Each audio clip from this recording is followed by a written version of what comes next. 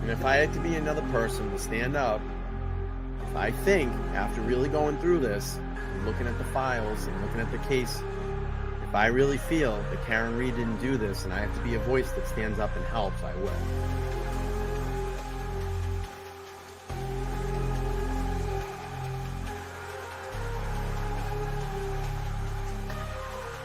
We are expecting to learn more about the allegations against the girlfriend of a Boston police officer who was found unresponsive in the snow Saturday morning. I-Team sources say Karen Read was in a relationship with John O'Keefe. She's facing charges including motor vehicle homicide and manslaughter. We're the only ones fighting for the truth of what happened to John O'Keefe. And me and my family and my attorneys and my team have marshaled every resource to get to the truth. It just feels like no one else wants it.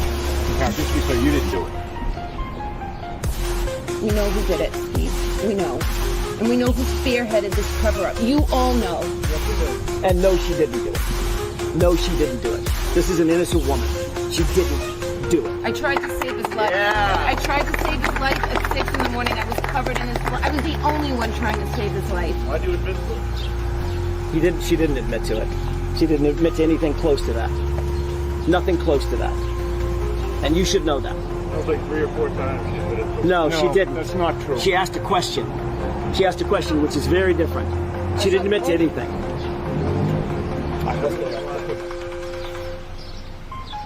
I'm going to tell you one thing. Karen Read's not going to fold. Karen Read's not going to give up. Defense team's not going to quit. The Free Karen Read movement is going to continue. We will continue to raise funds for her. We will continue to do standouts across Massachusetts, across the nation, across the world to let everybody know what's going on here in the state of Massachusetts, the corruption. And we will continue to get the word out there. Believe me. Believe me. All right. I think we're good now. I think we're good. So welcome in, everybody. We'll place a marker on that. Welcome back into Let's Talk Live here on the LTL Media channel. Hope everybody's having a great day. And we have a very exciting interview here today. The first ever real sit down. I know there's been some small media coverage, but the first real sit down with Nathan Read. And I'm going to have Jess Machado join us as well. But, truly historic moment the other day out in front of court. And being able to be there and be part of that, it's like every moment that I know myself, and Jess will talk about it today too, that we have worked for over the last 2 years. And it was just so great to see Aiden come down those steps and be celebrated and cheer and how hard he's worked on this for about like 2.5 years. It was just such a historic moment. And if you were there, you're all part of this. You've been part of this. You've been part of this whole thing all the way through. But I don't want to wait too much longer. I'm going to bring in my guests here, bring them up on screen. And here he is, Nathan Read, Jess Machado. Welcome to Let's Talk Live. Happy Friday. Happy Friday. Happy Friday. Happy to be here. Happy to be here with Jess. This was kind of a recommendation. I wanted her here. She's from my backyard and just couldn't be happier to be here and get in touch with you again. This is something we've been wanting to reconnect for a little while, and sort of do this was important to me. Yeah, it's funny how this kind of all happened, because I know just going into the retrial, I think I asked you, I said, hey, you should come up and do an interview. And then because of all, the gag orders and getting ready for trial, you kind of just said, let's sideline. Yeah, it. I think the gag order was one thing. I don't think that really related so much to me, but given that I was on the witness list of course, being that I was going to be possibly called, God forbid I open up my big mouth and say something. Jess is like, yeah, please say something. That was a concern. And so I took a step back and obviously after the incredible verdict of Wednesday, I think we reconnected on Thursday morning and I said, let's put this together. I was shocked. It was like immediate. I mean, he texted me right there. He goes, I think I owe you an interview. And I was like, oh, like, really? I was like, shit. I'm like, all right, let's do it. And he goes, well, I have a few days when you want to do it. And I said, well, here's the 2 time slots I have. I have Friday. He's like, all right, let's do it. And he's like, let's bring Jess in too. And I knew you had to be part of this because you've done so much work in all of this. You've helped my channel. And I was like, I wanted you to be here for this. So please take a bow. I'm with the besties. I'm so happy to be here. I feel like we're breaking like a third wall though with Nathan, because we haven't really been able to speak or talk. So it's I'm loosening up a little bit. We're all tense. I mean, I'm actually really relaxed. I mean, how can we not be relaxed after what's gone on this week? Yeah, this is easy. So I'm really thankful for the opportunity. Thanks for inviting me. And Brian just has such a great platform. It's easy for me to be here and just observe and chat and add. So thank you for having me. And Jess and I, in full disclosure, we talk restaurants all the time. Outside All the court. time. I went to this place. I went to that place. Try this, try that type of thing. We So, bonded over Brick Alley Pub, Brick Alley actually. Pub. Yeah. She goes to the Cove in Fall River where my Yes. folks are at quite frequently. Ironworks in Warwick, which is I'm a Yep. big fan of that place. So anyway, so that's Yeah. that's kind of it was very natural to include Yeah. her today. Thank So, you. And I always think everything's better with at least one female in the room. So Of course. Well, we have Got that we right. actually have an audience couple. here today. Got that right. We actually have a little bit of an audience here today, Yes. so it's really nice. We're just hanging out and getting the vibe in here, and you know, it was the first time that everybody has come in here except for Lauren. Lauren's over there. Say hi, Lauren. Everybody knows Lauren. But again, you know, wow. But you know what? The thing is like, and I know this, we can all say this now. I really, in my heart of hearts, knew that it was going to turn out like it had to turn out this way. Like we put so much work, and Karen fought, and she didn't falter, and she held so strong through this entire thing. And I'm like, it's got to end this way. Like it has to be this way. And then watching, you know, listening to the verdict and being outside of that courthouse and hearing the cheer. I mean, it's like, I said it, we were talking in the green room. It was like a movie. It was like a movie. What was the moment for each of you? I mean, because you got to walk out of the courthouse. Obviously you did. What was the moment like? ladies first. I was crying. I mean, I was just overwhelmed with emotion, obviously. I mean, I think there's an emotional connection to this case and the people and the family, you know, so likable for so many different reasons. And, you know, the facts are the facts. And if you believe those, then you must be emotionally connected to this. So for me, it's a lot. I don't remember a lot of it, to be honest with you. I was with Kelly and crying a lot. I mean, just overwhelmed, crying a lot. I mean, I'm still very emotional about this. I can't even really begin to think about how Nathan's feeling or the family, but I'm, you know, happy to hear it. But yeah, I mean, the day itself, surreal, cinematic, out of body, weird feelings. The support was something I don't think you've ever seen unless you're at a concert. I think somebody said to me, let's move this to Gillette, or, you know, when everybody was clearing out of there, I'm going, you could probably fill it. So it was just a really special time. And, you know, having been at the first one and walked away from that, and it was very anticlimactic. And then we knew that there was going to be another trial. You could, you know, certainly celebrate momentarily, but it was short-lived, and then it was back to business. So this is very different. What was it like for you? Yeah, for me, you know, family and friends had and lawyers, obviously, defense team. We had all discussed, you know, it's a guessing game. What day could a verdict come down? How is it going to go? And so for me, people very close to me had said Tuesday or Wednesday, and obviously we saw some incredible questions come out Tuesday, which kind of gave us an idea of where it was going, perhaps the direction this was going. And I think the directions that we saw on Tuesday gave us some comfort as to what was going on, but yet left concerns about could we still have a hung jury on perhaps the second charge, on the manslaughter charge. And so then Thursday comes, and rather Wednesday comes, and then I think the concern was, well, we should have it by lunch, and lunch comes and there's no questions, and we're going, it got quiet down the streets. Oh boy, what's going on? You know, and each of the lawyers reacts differently. Alan, little inside info, Alan goes on his phone and watches Tom Cruise movies to relax, or he watches cooking videos to relax. David will literally take his tie, put it in front of his eyes, and take a nap. Somebody here, my best buddy Adam, swear to God, Adam's in here. Yeah, sure my best buddy knows Adam. Everybody knows Adam. He's here tonight, and he snapped a picture of great. David with the tie over his eyes. So he just knocks out. He just has that ability to do that. The family doesn't have that ability. We're kind of biting our nails. So somewhere around 2:00, David gets a phone call from the court saying, "Judge would like to see you." And so we immediately get in SUVs and head over there. And then it just, what you saw is really what happened. We get rushed in, and we've got a verdict. Oh, now we don't have a verdict. Yeah, explain that. What was going on with that? We didn't really get an explanation beyond they knocked on the door. Court officer came to the door of the jury room. We've got a verdict.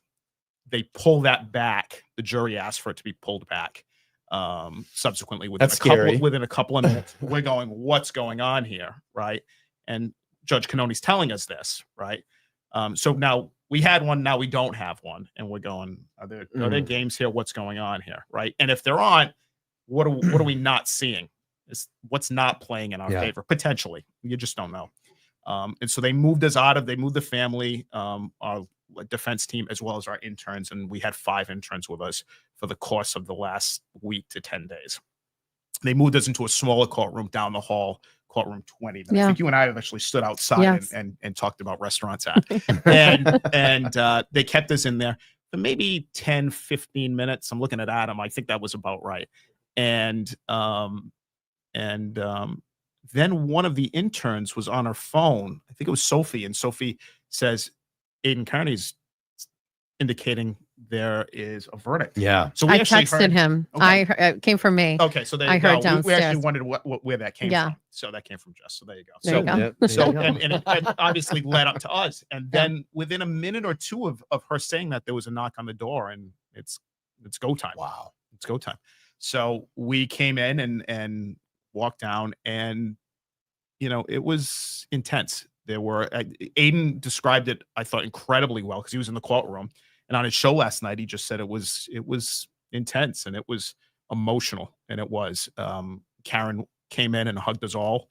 The lawyers came around and hugged us all, and that's just what it was. And what I found interesting was after about 10 minutes, my mom, I was in the front row, and I had my mom on my right, my dad just beyond her. And the intern's behind me, Adam's next to me and behind me, and Adam's directly behind me. My mom looks at me and says, interestingly enough, the Commonwealth's not in the room yet, and the O'Keefe's are not in the room. So everybody's there, not Judge Cannoni, I should add that. But we've been there for a little while now. We've been there 10, 12 minutes or so. Verdict's in. What's going on? And we know that we believe everyone's in the courthouse. What's going on? And so I picked up on Laura McLaughlin walking in the courtroom and looking extremely more angry than normal. And that's saying something for somebody who hasn't smiled once in her life, I don't think.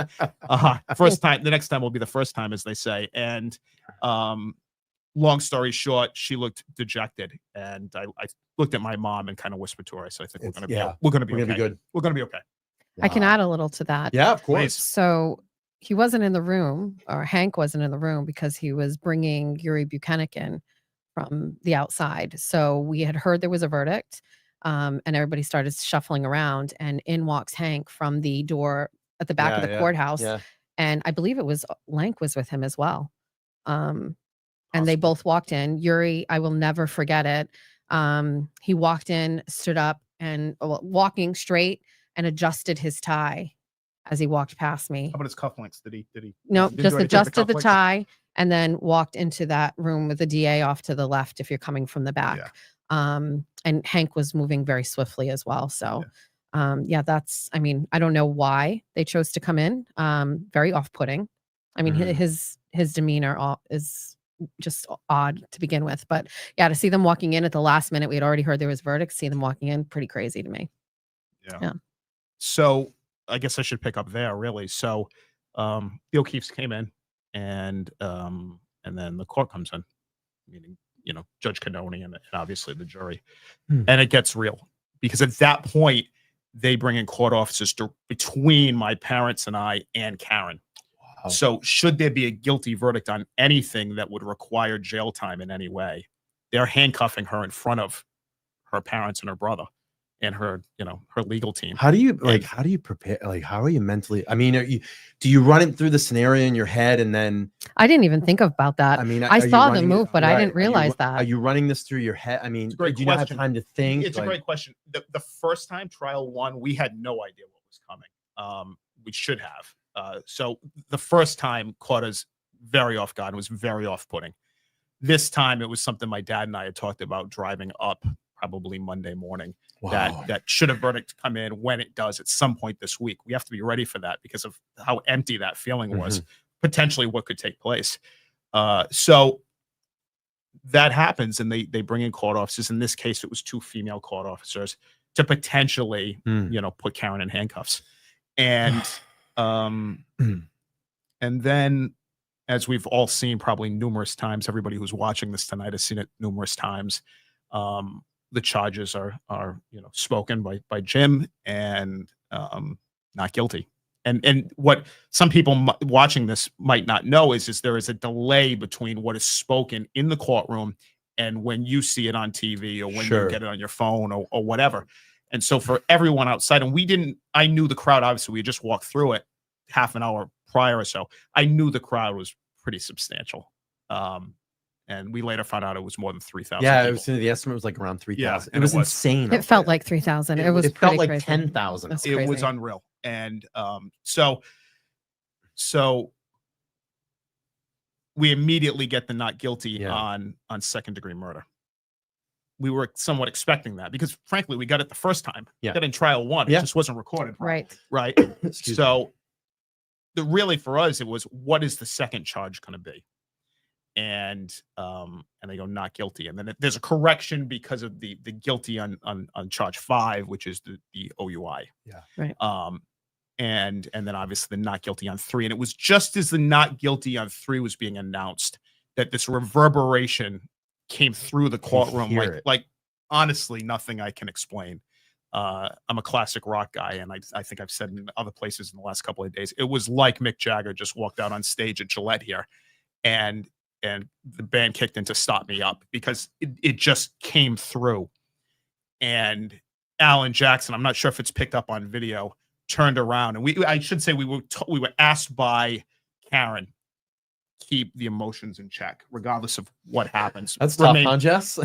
remain Absolutely classy. not. Nope. And to her credit, Karen has the ability to compartmentalize, but also she thinks of everything down the line. She was just keep it classy. Yeah. Good news, bad news. We'll have our moment. And Alan kind of heard the same thing and nodded along with it. But when that crowd blew up, and they did, he turned around to my dad and I and went like that.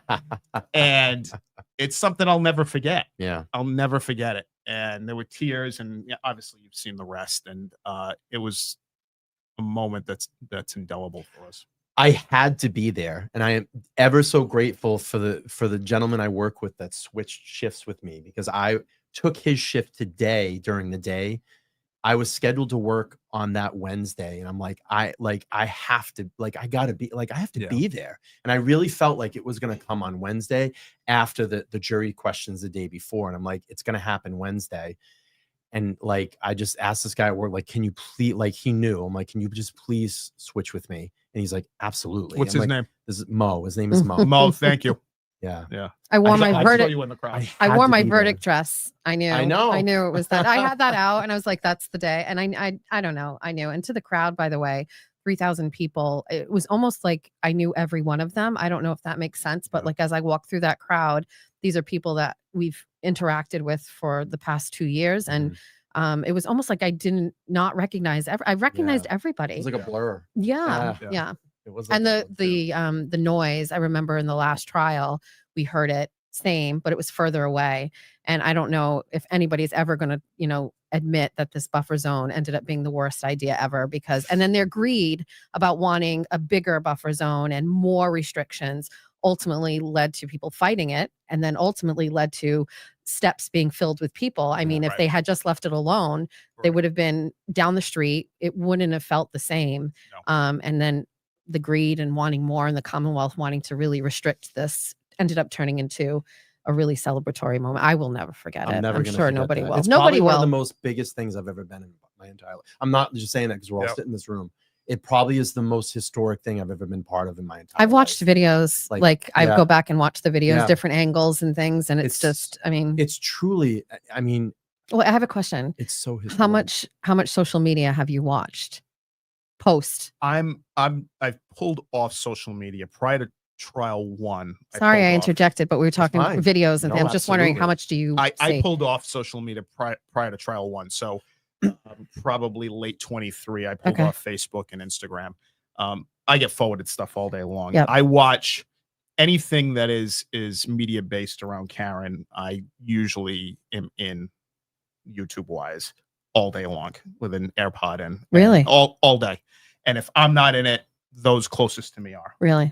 So I'll get forwarded things from, and that's how you pick on different YouTubers, whether it be the Galera or Brian and all of that stuff. And that started a couple of years ago. So I see everything. Was it because you wanted to get ahead of something if it wasn't right? What's the reason? Yeah, I believe media is tricky. And I had a professor, I've got a degree in history, and I had a professor who was a sociology professor, and he told me this is at Worcester State in 07, 08, a few years ago. You're so And old. I am. And he said to me, he said, never trust one media outlet 100% of the time.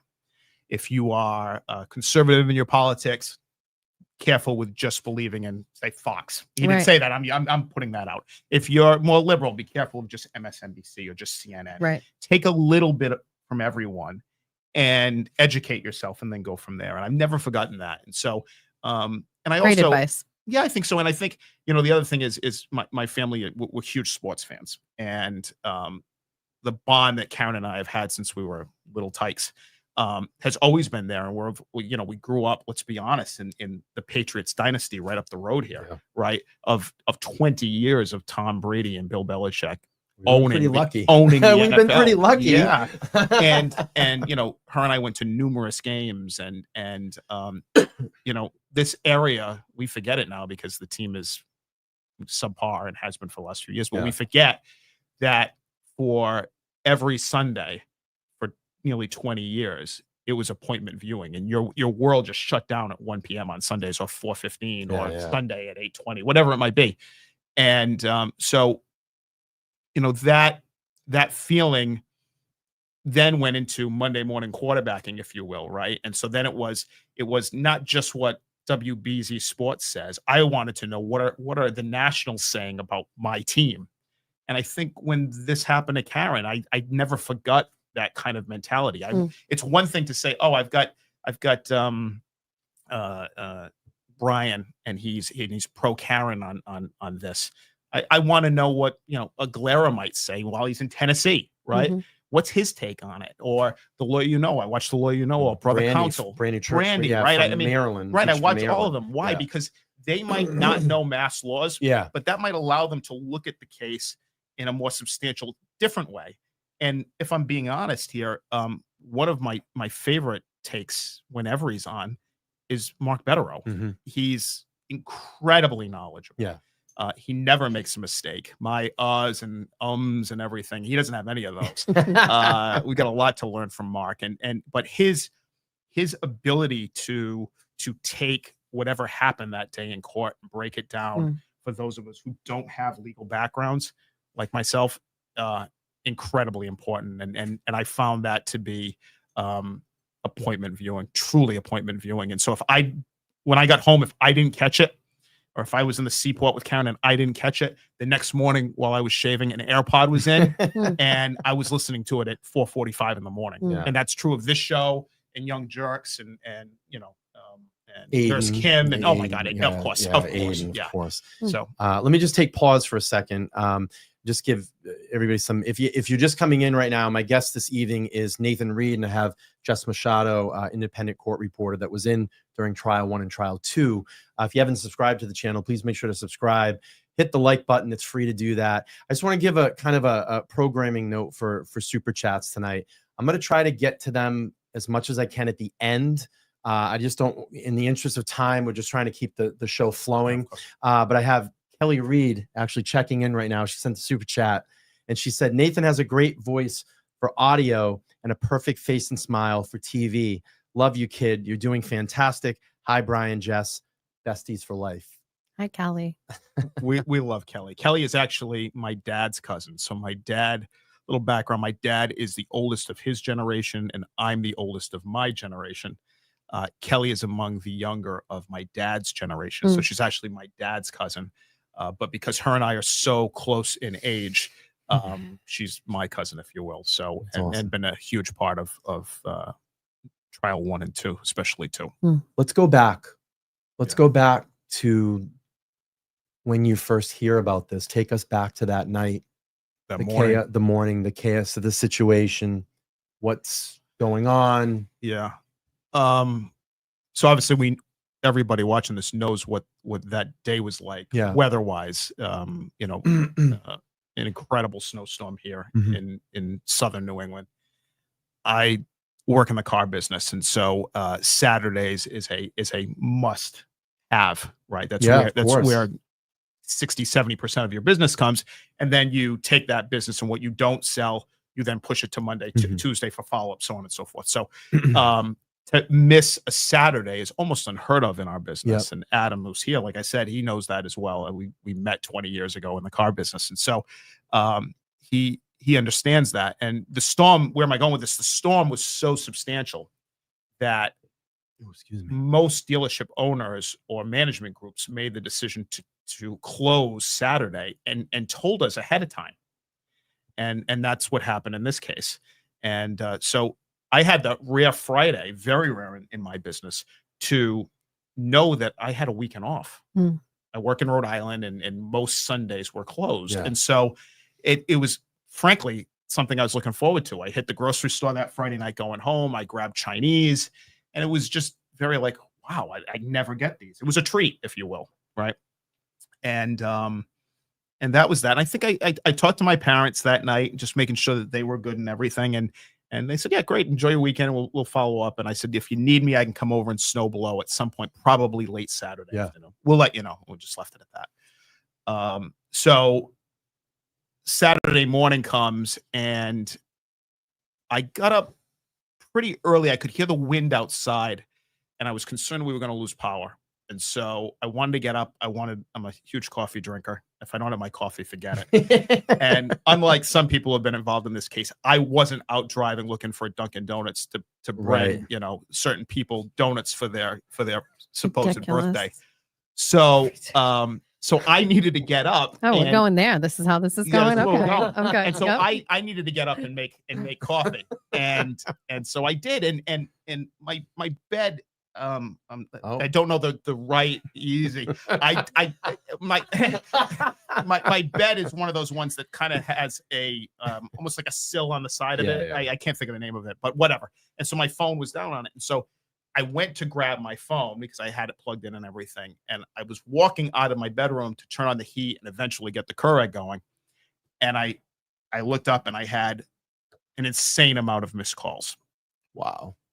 From my dad and from Karen. Karen. And my mom has had colon cancer. She had colon cancer in 2017. And my mom is typically the one. My mom is frankly the glue in our family. She does everything. She's the entertainer, if you will, right? In every aspect of that, and cooking and everything. And so I thought something happened, and my heart just sunk. I had a voicemail literally at 7 a.m. on the nose, and it was Karen. And this might have been, I might have missed the call by 4 to 5 minutes. I called her back. She didn't pick up. Called my dad. He picked up immediately. And I said, what's going on? And it went from there. And he said, your sister called me. I don't know what's going on. It sounds like something's going on. There's a scene. I don't know what's going on. But I'm getting her. She's going to the hospital. We're worried for her health. Can you come and pick me up? Wow. And I said, yeah, of course. And everything's going through your head. What is going on? And I'm sure I blurted out something like, is mom okay? Yeah. Your mother's fine. She's awake. When did you hear? Just get here. Wow. And so I'm sure I jumped in the shower, and within 10 minutes was out of the house, contacts in, mouthwash, and go. And lucky I've got a garage. And at the time I was driving a Toyota 4Runner, which is incredible in the snow. Wow. And yeah, what should be from where I was living, a 20-minute drive to my parents, 18 to 20 minutes, took me 40 minutes. And then it was on to Good Samaritan, which should have taken me 35 minutes from Dighton. And it took us an hour and 20 minutes. And again, you got to remember, this is COVID time. It's early 22. we all know that COVID was coming down. But if you think back on it, during the Christmas season of December, January, right, the numbers spiked because everybody was getting together. It was cold in New England. Everybody was having their Christmas and their New Year's parties, and then the numbers would spike. And so Good Samaritan was only letting in one person at a time. And so my dad went in, and he's talked about that and everything. And I literally sat in the car with just the snow coming down and the wind blowing and everything. And it went from there. And they eventually came out. I'm going to say probably around 11:20, 11:30, and I give or take a few minutes. And Karen and my dad got in the back seat, and she was a mess, as you would expect. And so what do you want to do? Thinking she's going to say, take me home, or take me to she was living in Mansfield at the time, or take me back to mom and dad's in Dayton. And she goes, I have to see the kids. I said, of course. And so we drove to John's house. And that was that. And never thinking, what would come out of this, literally within just a couple of days. Yeah. So I hope that answers your question. No, of course. Yeah. I wanted to know what it was like for you guys in that very moment, because we haven't really heard, we hear the versions of the story, but. Yeah, it was just concerning at every level. You don't know what you don't know, truly. And, growing up in my family and being the oldest of three, I've said this to Jess, and I've said this in other places, I think, is we have a unique family in that the three of us, three kids, if you will, do not have kids of our own. So there's a bond between the five of us that cannot be broken. And so we're always there for each other, always. And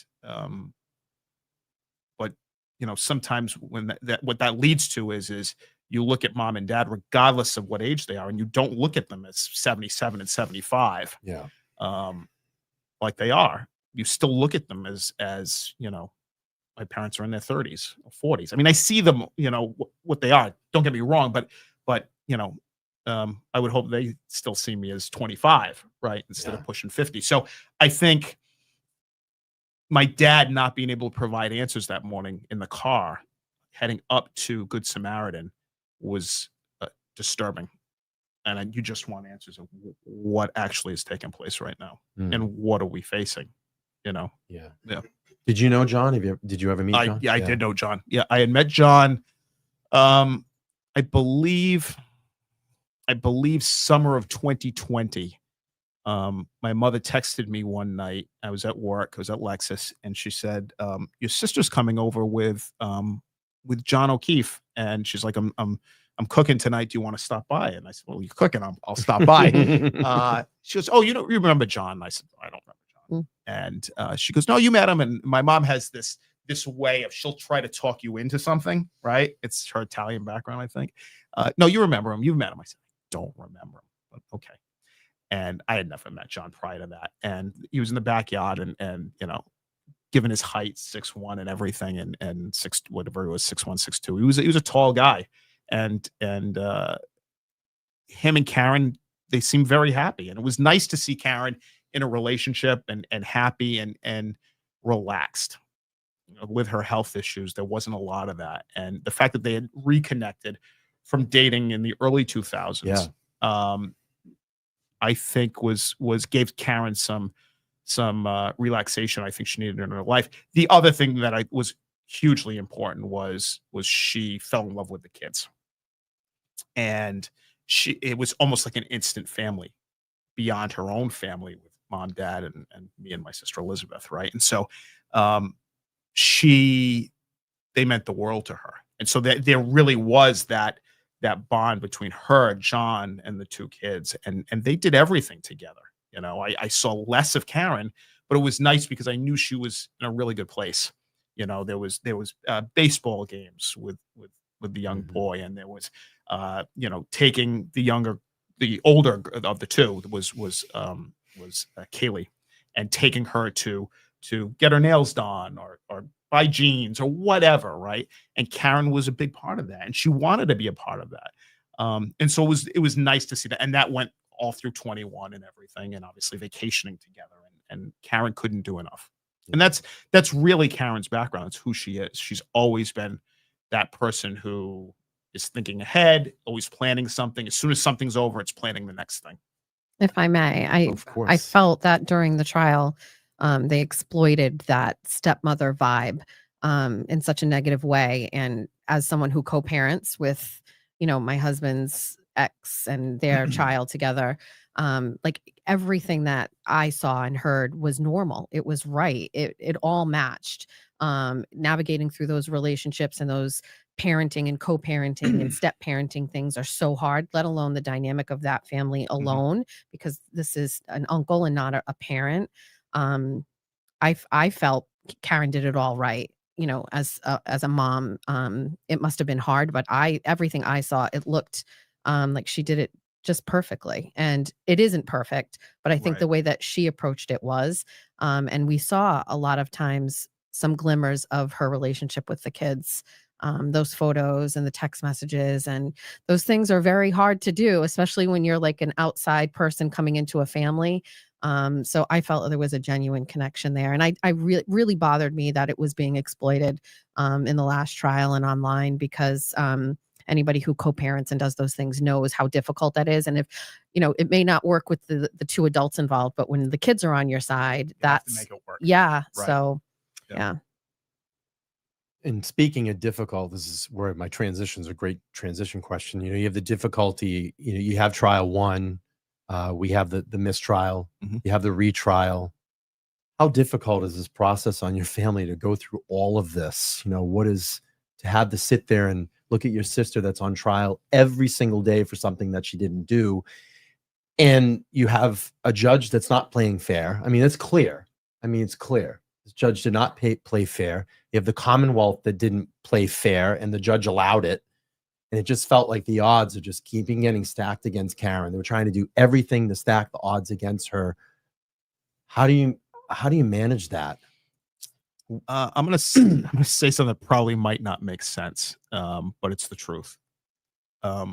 Once the news came out about the 227 Google search, and I believe that was late spring of 23. I believe it was April of 23, and a guy and a character by the name of Turtle Boy got involved. That was a game changer in the truest sense of the word and the term.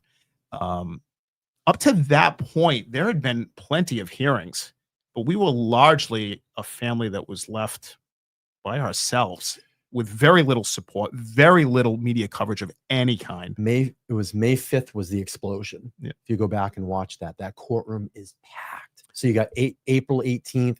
I'm sorry to cut you off. No. April 18th, Aiden's article, and then people start getting hip. You're about 30 days in now, and people are like, wait a minute. Yeah. Wait a minute. And you see everybody fill that courtroom. And that's where you see the legendary chalk that Jackson holds up with the dog bites. That for me was the moment. Like that, when I saw You're not that, alone in saying because I that. was reading the PCA, and the first thing I ever did was go through it. I'm reading the PCA and I'm going, yeah, some things don't kind of match up. Like it's not matching up here. And then the minute I started seeing the photos and I saw John's arm, I went, that's dog bite. What was it for you, Jess? What was the moment? The day I saw the news that she was charged, I said, she is not a murderer. Yeah. I mean, it's before all of this. I watched it I was Yeah. in my living room watching the news. I mean, I love the news, so I'm watching news on TV. And it was like, oh, that's Like, no weird. way. Well, it was just like, that doesn't fit. Fit. You know what I mean? So, I'm interested in like, you're talking about being alone, but it's going to finish that. But then my thought is, you went from being alone to now having way more people. I mean, is that too much? Was that ever too much? No, I think just the opposite. To Brian's question being that, what's it like feeling like you're fighting the Commonwealth or Judge Cannoni or what have you? I have felt like we've had such an incredible defense, and I don't mean just the defense team that we have, which is unreal, and all stars in every way. I mean, literally the 3,000 people behind us the other day, or all of those people that were in that courtroom in early May of 23, like you spoke of. That's when things started to change, and that's when you go, no, we're gonna be okay. Yeah. We're gonna be all right. Now that's different from from walking out of trial one shocked and disappointed.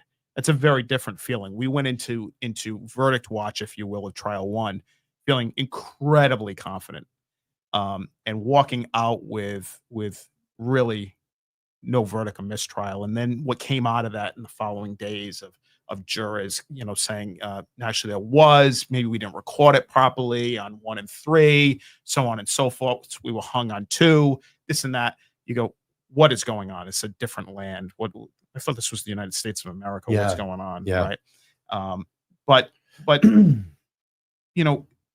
as Karen's brother, I've always looked at, I don't have a law background, right? You want to buy a car, I can figure that part out. But I don't have a law background. And so whatever happens in the courtroom, we leave that to David Yannetti. We leave that to Alan Jackson, to Liza Little. And then on this trial, to Bob Alessi, right? We put it in their hands. I don't know what's going on. I can see what's going on, and you can have different feelings. You can pick up on different things, and some bias, perhaps, right? Put it lightly, A little at bit. times, just a Little little, bit. right? A little bit. But you leave that to them. And Yeah. You let them do their thing. But when you walk out and there's, I'm thinking of from me the August and September of 23, groups of people that for the first time are out on the stairs of the courthouse as Karen pulls up in the SUVs. And Adam's with me, and my cousin Jason, and his wife Jody, they're with us and everything. And we're going, life has changed. And in that split second, it did. And that was, and no disrespect to present company here, that was because of Aiden. Yeah, That was 100%. right? That was the constant articles he had. It was his shows on Tuesday and course. Saturday nights. It was again back, and I'm going to use that term a lot, must see viewing. It was. Oh, yeah. It still is, right? Oh, The show, 100%. 5-hour show Sure. last night, must see viewing. And Please start earlier because I'm like up past midnight. I'm like, I can't do this. so that was a game changer, and for me, it left me feeling very confident going into whatever we had to deal with. When did you guys start getting hip to like all the other people covering it? The other YouTube channels, Jess. Like, when were you kind of getting in on? Like, how are you hearing about that stuff? Were people telling you, like friends and family, or like, hey, there's a bunch of YouTubers that got together and they're I would get supporting forwarded things. I would coworkers who I was close with, still am close with, would say, hey, you need to check out this guy. You need to check out that show, that podcast. But early on, it was, and when I say early on, I'm talking about 2022. Yeah. All of 2022 into early 23.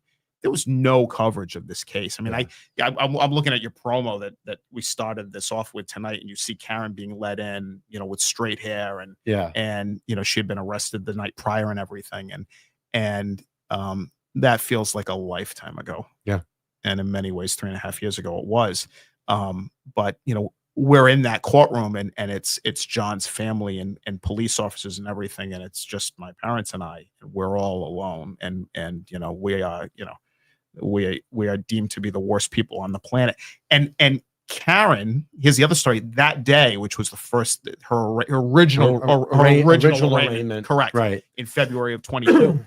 We just met David Yannetti 20 minutes before that in the hallway at Stoughton District, and Karen literally met him for the first time in her jail cell in the basement of that courthouse. Wow. And literally were handed the indictment of her arrest in the jail cell. So it came together that quick, and it really was, her against the world. Wow. And my parents and I, and that was it. And I remember, calling my cousin and saying, you're not going to believe this, but this is what's going on, and calling my best friend Adam and saying, this is what's going on. And I remember I had a conversation with my boss, Steve, and just said, listen, I need to give you a heads up. This is what's going on. I might need early. I'd never known it was going to become this, right? And that was the beginning of it. Wow. Yeah. Well, how would you, what would you want people to know about how Karen handled all of this? I mean, I never saw her falter. I never saw her falter. I remember Janet telling me that Karen advocating for herself was something that she has done her whole life. And so her being a part of this and being active in the defense and I was saying, well, she was so involved today. And she was like, that she's been like that always. She's always been like that. I do think that Karen's persona has kind of resonated with a lot of women who are looking for someone who shows strength in adversity, keeping it together, not being emotional. I mean, many women are emotional people, and to see someone kind of just walk in strong, despite what's being said. I mean, I think she's really become someone that women want to look at and I guess they look up to because she didn't do this and still maintained composure, integrity, confidence. I mean, in that interview with my juror, like she talked about that at first it was a little weird, right? Like, what am I reading here? Is this arrogance? Is this guilt? But then over time was able to decipher that this was actually someone who's been through it, and she's so strong. And so I think, I don't know if it's a reluctant thing that she has to deal with now, but a lot of people really love her and who she is and what she's shown. I think what's missed about Karen is that she's been dealing with this for 3.5 years. And so, for instance, Juror 11 that we're talking about here, we can go back to that later on if you like. Please. Juror 11, indicated in some interviews, that okay. It's always Adam's fault. We're just hanging out. It's all right. Indicated that to Jess's point that maybe she came across as cold or some arrogance there or something like that. But those emotional moments that she had to deal with, she dealt with in 22. And I believe that when they upgraded those charges and included, which was an intense overreach in June 9th of 22, and they upgrade to a 2nd-degree murder charge, she woke up. And she woke up flipping fast. I don't know if I can swear on here. You can say anything you want. So she woke up fast. And it was at that point that there was a phone call made, conversations made between her and my dad of, we're going to need backup. And Alan Jackson was brought in, and Liza Little was brought in, and we started really doing our own investigations into what might have happened. And so I think, I understand why Juror 11 would go, she seems unplugged from the emotional part of it. It's never far from her. What she deals with on camera versus what she deals with back at her hotel at night, very different. But she's a major part of that legal team. She doesn't have a legal background, right, but she's got an analytical background. Yeah. She's innately bright. Her and my father are very similar in that sense. They think everything out. What took place Wednesday afternoon at about 3:00 is really the strength of Karen and saying, I need this. I need more. I need another lawyer. I mean, to get off on a bit of a tangent here, the reason Bob Alessi is on this is because we met with him in late spring of 23 about a civil attorney position. Wow. We were already thinking that far ahead, and we liked him so much. He literally was in our background, in the back of our head going, if we could ever do that, we would love him on this team. And after trial 1 ended the way it did, he reached out through David Yannetti and said, hey, if there's a spot for me and the Reeds would like it, I'd love to come on board. And his price was very affordable. And obviously we said, yes, of course. And so Karen is always thinking that way. And so what a lot of people see it go, oh, she's just so like on it, but she doesn't necessarily bring the emotional part, is because if she gets too caught up, in my opinion, if she gets too caught up in the emotions, she could be in a jail cell for the next 10, 15 years longer. Yeah. She had to fight. She had to fight. And things had to get dirty. She had to fight. Things had to get dirty because you're fighting at the highest level. You're fighting in the Commonwealth. You're fighting a DA's office. You're fighting Mass State Police. You're fighting an investigation. And you're saying, no, this isn't right. This is not what is being told to mainstream media is not what happened. And she had to get in the ring. And you can't do that and be a little lady and cry your eyes out. You can't. And so she put on the boxing gloves, and it didn't end until probably the party on Wednesday night. And, that's when the emotions came out. I used to think of her every night of going to bed, and like the minute she would like get into bed by herself and like put her head on the pillow and put the blankets up. You know what I mean? Like, I don't know why I always used to think about that, but like she'd just get in bed and be like, I'm going to start over tomorrow. I'm going to just keep going. I would think like, you know what I mean? Like just everything all day long, all these different facets of this trial and the media and the people and the negative stuff that goes around. And, I'm like hopeful that she was like at peace every night when she went to bed. I think it's and tough. could turn it off a little. You know what I mean? And just I don't know if she turned it off. Really? I don't. She's told me, and she's told family members that the only time she can kind of turn it off is she'll put on some TV or something late at night at like 10 o'clock for half an hour or 45 minutes, and something that has obviously nothing to do with the case, and watch that and kind of unplug and but that's a somebody interviewed you on the street and they asked you if you guys could ever kind of go back to normal. And I don't know why I expected you to say absolutely yes, but you said maybe over time. Yeah, I don't. Life will never be the same. I don't see see how it could be. Did you think it would at some point? Oh my God, yeah, of course. Yeah. For me, it was obviously very different than for Karen. About around the time where things started where Aiden started getting involved, I was doing grocery shopping one night after work in Fall River, in your neck of the woods at Shaw's in the North End. Let's go. And and I'll never forget this. And this is when I was like, oh wow, this is different. And I'm in the milk aisle, and and a woman is pushing a baby carriage, and the kid was honestly the child was too big for the baby carriage. And so Fall River. The baby points at me and goes, "Mommy, look!" And I'm like, "He's not mine." And that's not what I said. But and she goes, "I have to ask you something." Yeah. And you know where I'm going. Yeah. And she goes, "Are you?" Yes. And I said, "Yeah." And she goes, "Oh my God." She goes, "I'm following the case and this and that. And I've watched this and that." And I've had some of those moments too when I'm out. No, and no, I understand it, but I don't say this to sound like, I'm on an ego trip. Quite the opposite, right? I don't know any people stopping me. All due respect to whoever that was. When you're getting groceries or whatever. But I was I left there and I was like, that was a moment. Just happened. Yeah. Right.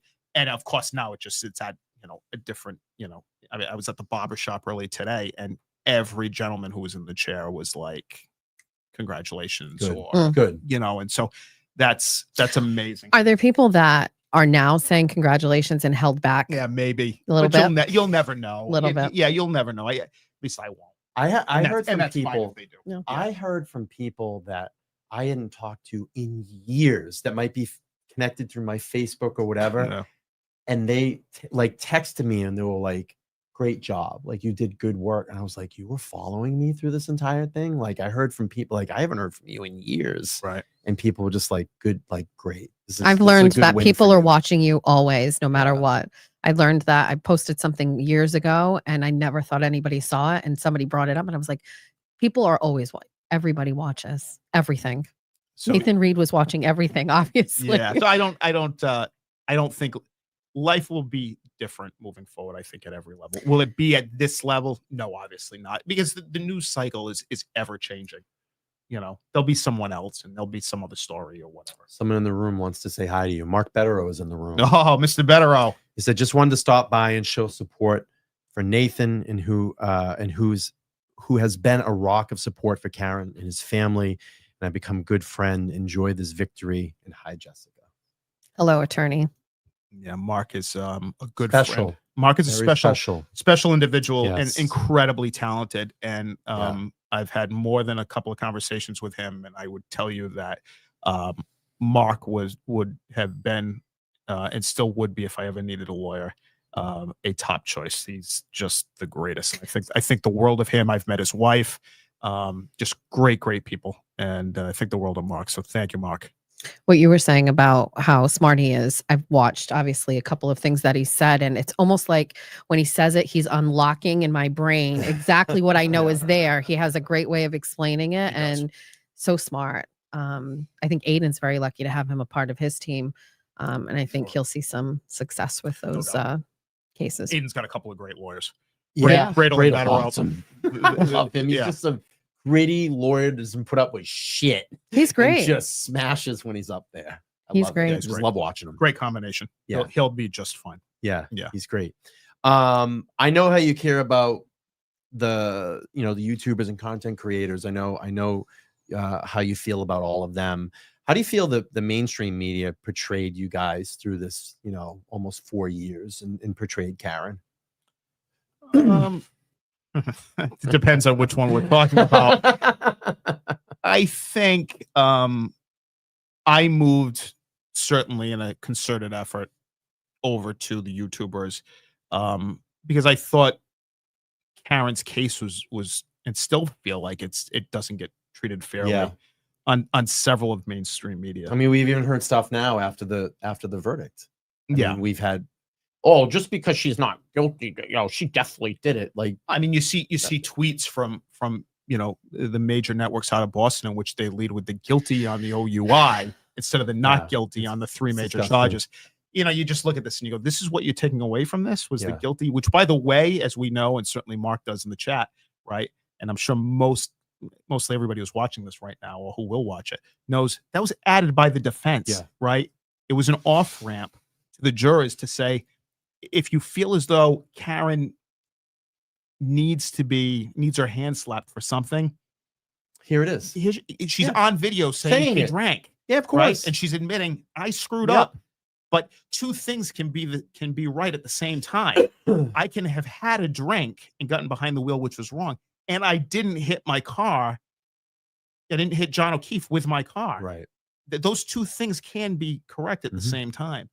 And so, to answer your question, as I'm deviating off it,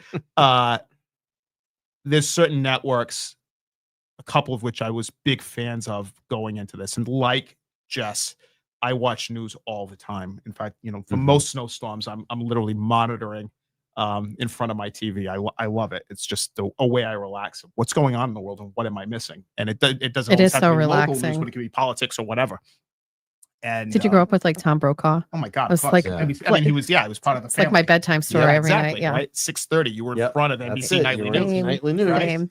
It changed with Brian Williams. It wasn't quite not the quite same. the same. It'll never be the Never same. be the but same. but I know. so that's what it was. But when you see this covered in certain ways, or you see the local ABC affiliate and their legal analyst is connected to people on the other side, and you go, Mm. really, this is where we're going with this. Or you hear a story that there was a story that came out that I bought or somehow financed a new Aiden's- Lexus for Aiden, right? And literally a legal analyst for WBZ, the CBS affiliate out of Boston here, said that I did that and then confirmed it in a tweet saying I did it, right? Meanwhile, the Commonwealth is pulling the paperwork on my loan on my own Lexus, right? That's So crazy. if I Crazy. needed a loan to buy my own car, I'm just going into my savings somehow and buying Aiden a car, That's crazy. and people are rolling with this. And then lawyers are going out and saying, "Yeah, this is I've had it confirmed." Had it confirmed by whom? Hmm. So Yeah. you see that and you go, "What are we doing here?" And we're living on Planet Zippy here when stuff like that is being said. And so when that came out, I started to go in a different direction and say, I want somebody who's going to look at it fairly and not say to me and slap me on the back all the time and say, hey, by the way, this on your sister's right all the time, or you're the perfect brother, or you've done this in your past and you're perfect. Never said that, but give me some fair coverage, right? And I found I got some type of balance here. And I will say that there has been, I think, very fair, balanced coverage from the likes of Canton Confidential on the NBC 10. Ted Boston. Daniel. Ted Daniel. Ted Daniel's amazing. Ted Daniel has been very fair. I'm not telling you that they've always been pro Karen, Right.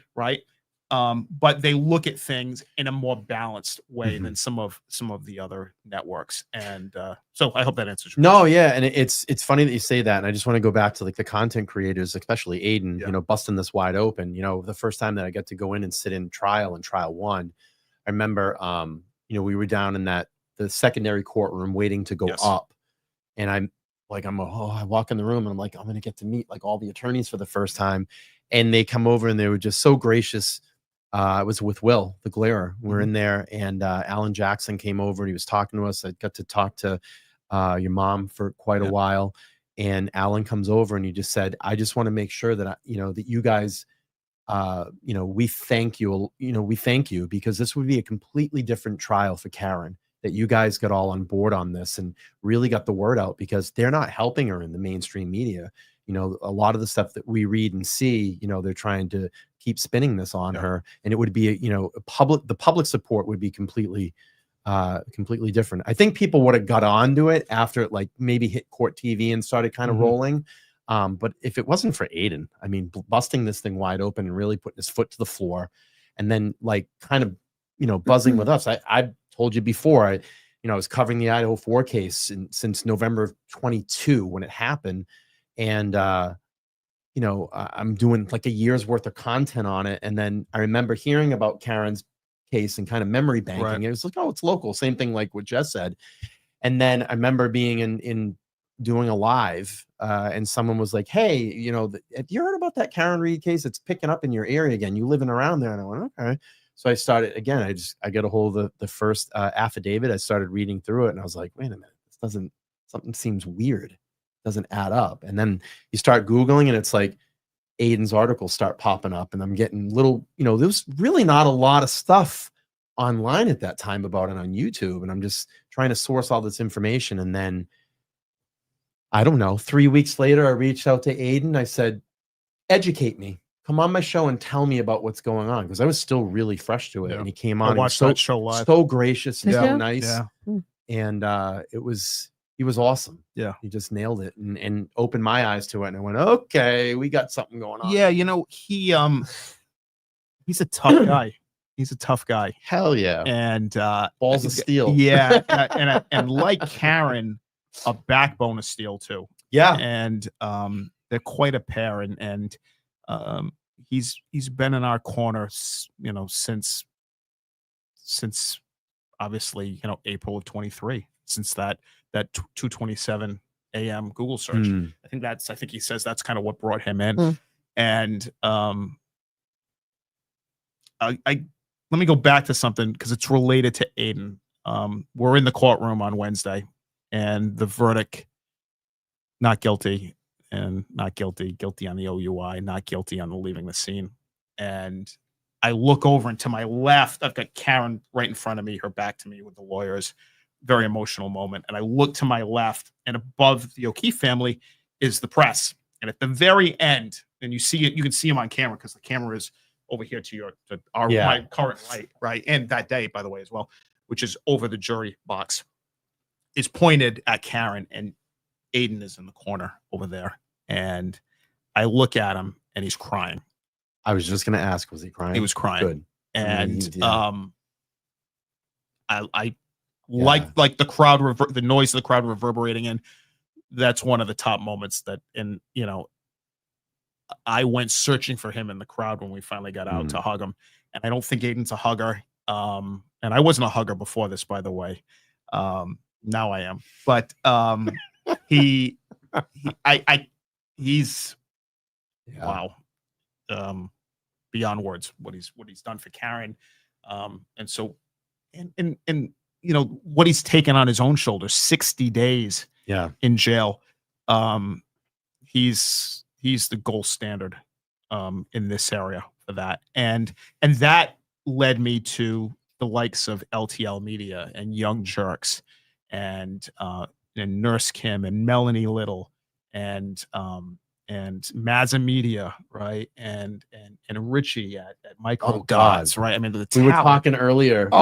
We were just so everybody knows, at home, we had about a half-hour green room before we actually sat down and did this, and we were talking about Richie, and I said, Adam and I were talking. I said, how does he get that stuff out of his brain, and it just comes out? And by the way, Richie Microdots will be on the show live in studio on Sunday, 3:30 p.m. So you're gonna want to watch that. But it's just, he had Glairer and Will's become all the law tubers that jumped in. and they've all become part of the family. Yeah. And many Tom of- CPU. Tom CPU. I were cannot. No, I have to like Tom CPU and Boston Mike. They're my morning show. Like I woke up Yeah. during the retrial to them, but Tommy being out there like in the cold and the heat and then you just go out there and I saw like his elaborate setup that he had out, and there was a moment, and I have to share this with both of you because you weren't there. So Tommy's up on, he was across the street. Him and I are both standing next together, and he's live, and he's got his big iPad set up, and the moment comes down, and Tommy's next to me, and Tom really was one of the first people that I met out on the street. Same. And I'm gonna get emotional. Yeah, bud. I said, Tommy, we did it. Mm. We did it, Tommy. We knew. And I said, here we were that whole time standing out in the fucking heat, the cold, Rain, sacrificing our vacations, our Sundays, coming out. And I wouldn't have changed one thing about it. And you can hear us talking on camera. I got the clip. And I said, Tommy, we did it. Yeah. And he's like, it's fucking great, isn't it? It's really good. It's a good feeling. And it changed me a lot. I've grown as a person so much through this. I've learned to like calm down. I used to be a really angst guy like 2 years ago, and this has really fucking humbled me. And I think, as my license plate says, fate. I saw it when I pulled in tonight. Yeah. This is all for a reason.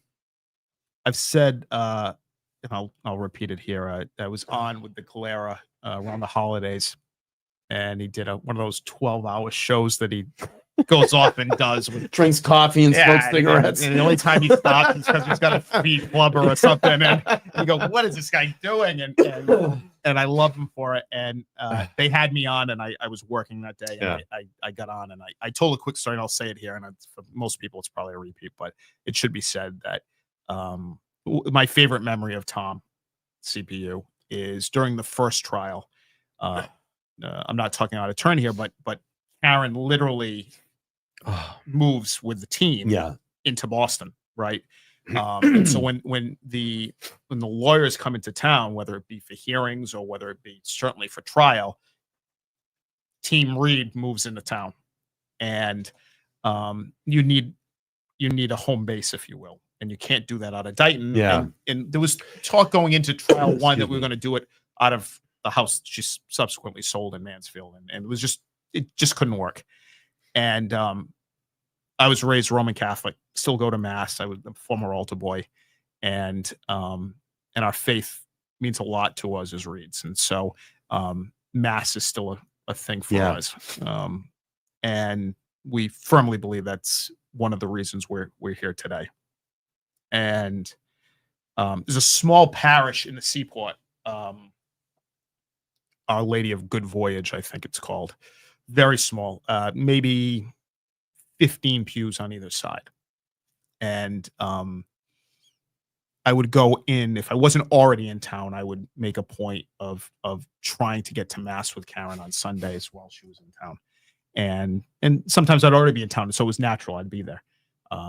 But one Sunday, I was during trial one, I was in Dighton with my folks, and last minute I said, I'm going to get to 7 o'clock mass on Sunday nights. And on that particular Sunday, and I walk in, and Tom's there, and he had driven in to be sure that she was okay. I mean, who does that? I don't know. Salt of the earth. Yeah, and I just stood in the back and let them have their moment, because I felt like, okay, I'm her older brother, not her bigger brother, but her older brother.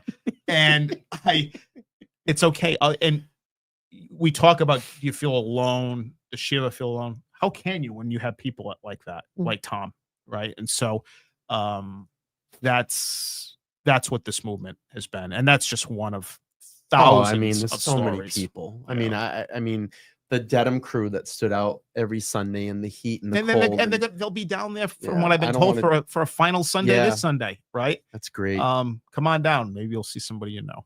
And but I think this movement has been bigger than Karen. It's been, my dad has said this numerous times in numerous places. It is largely a movement for a woman by women. You and I are in the minority, my friend. and I believe that to be wholeheartedly true.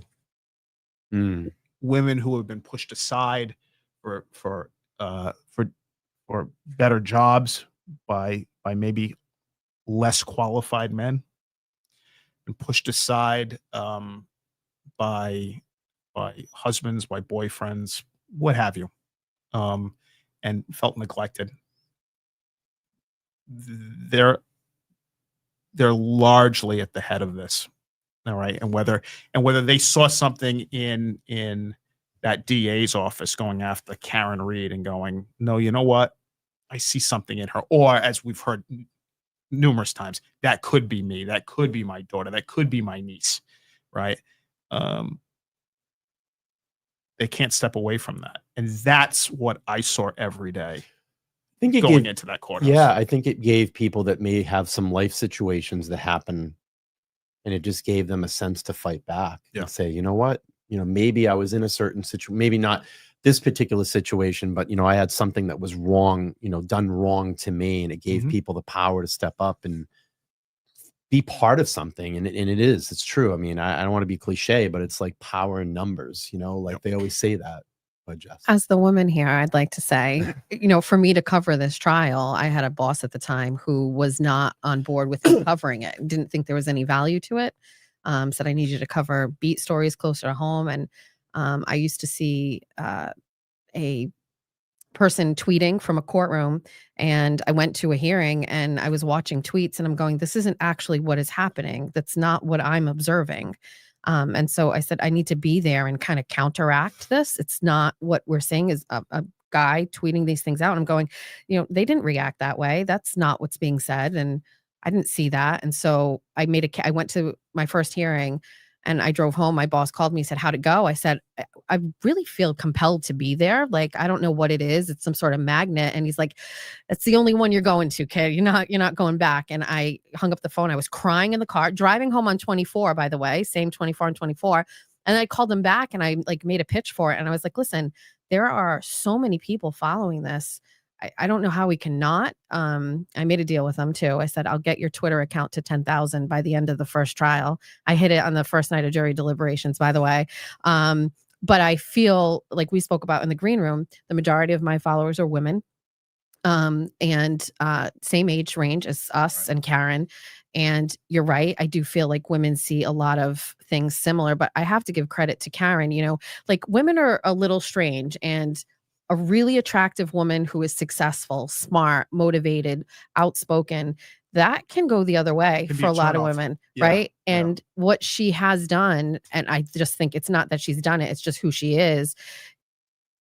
All the demographics of women adore her and want to support her. And I think it's a testament to her character that, it wasn't a turnoff. It was actually more like, I would like to be closer to you. I want to be near you. I'm going to go there. I mean, the countless women that talk about being there for her, I've met so many of them. They truly believe in her innocence, but I think it's just about her as a person. And as we talk to you and I've met, your family, it's just, it makes sense just who you guys are, that she was that person for these people. So yes, I do think, a lot of times, and I'm, as a conservative, I don't subscribe to the women's lib movement at all. Like, I'm okay with being in a kitchen and making dinner, but there is some part of that, you know what I mean? Where, how easy was it for them to just say, hey, it's her, we're gonna pin it on the girl, and that's it. And I don't think they knew what they were getting themselves into. No, they certainly did not. I just want to do a quick programming note. Please, if you're first time over here, make sure to like, share, and subscribe. Today we have Nathan Read, Karen Read's brother, hanging out with us here and having some conversation post-trial, post-victory, and Jess Machado, independent journalist that was in the trial 1 and trial 2, and has been covering this for quite a while. I just want to say this, out of respect to my guests here. I understand there are other shows that are going on right now.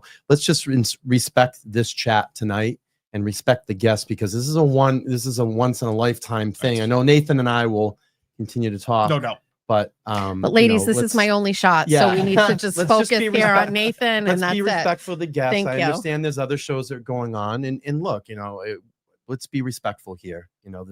I appreciate Nathan taking this time to come out. They've been and just yes, but you guys have been still coming down, and you've been very busy. So it's been quite the week. Yeah, It's been quite the week. What does Monday look like? yeah. I don't know. You know what I mean? Like, what are you guys? Right. How do you kick back into regular gear, if you will? Yeah. I don't. Is that happening? It's going to have to on my end. Right. Yeah. Liza left town yesterday, Oh. and Alan, I think, is in the air now, and so in some ways, I said this to Adam as we were leaving dinner the other night. This feels, you remember when we were all graduating from high school? Right? And you were so excited for graduation to bust out of that school and get on with your life. And at some point after they handed you your degree, your diploma, you took a look around perhaps and you went, this group will never be in the same room again. There'll be somebody missing. And that feeling went through me. Not so much leaving the courthouse, but we went to a dinner in the Seaport on Wednesday night, a place called Maestro's. And there were about 20, 25 of us, lawyers, those that live local. David and Bob had their families there, their wives, and in Bob's case, his 2 daughters. Alan was obviously there. Liza was there. Some cousins. My best friend Adam was there. And at the end, we all hugged, and it felt like a finality. There was some finality to it in the sense of I will see Alan again. I know that, right?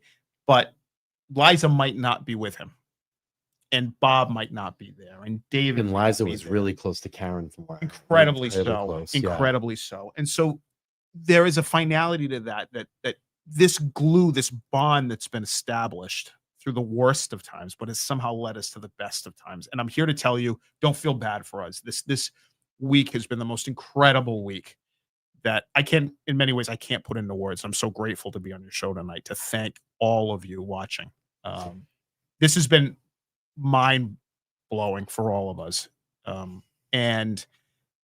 But in that moment, there was some sadness. There was this elation that took place earlier in that afternoon and walking into that dinner, but leaving and knowing that beyond Karen, myself, my parents, Adam, who really is another son for my parents, and Karen always wanted him Just a little taller. just a little taller and more gray, we're going to say, and a beard. Beyond that, we're about the same guy. And beyond that little microcosm of the bigger group, if you will,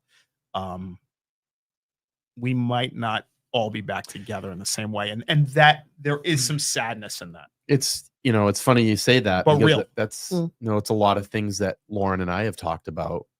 It's hard to let go because it's great. I mean, the result is amazing, but it's like, Sure.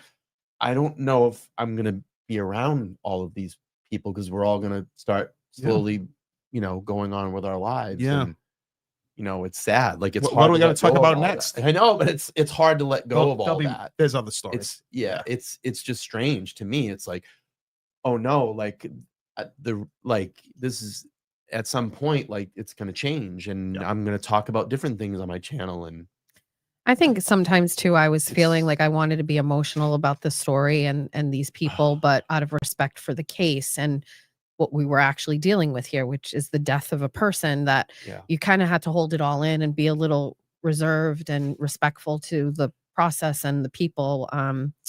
But I mean, it's a bittersweet, time, I think, right now. I think the FBI has an opportunity to reopen this case and examine it. I mean, it's all there. We'll see. It's all there. We'll see. I think some doors need to be knocked on.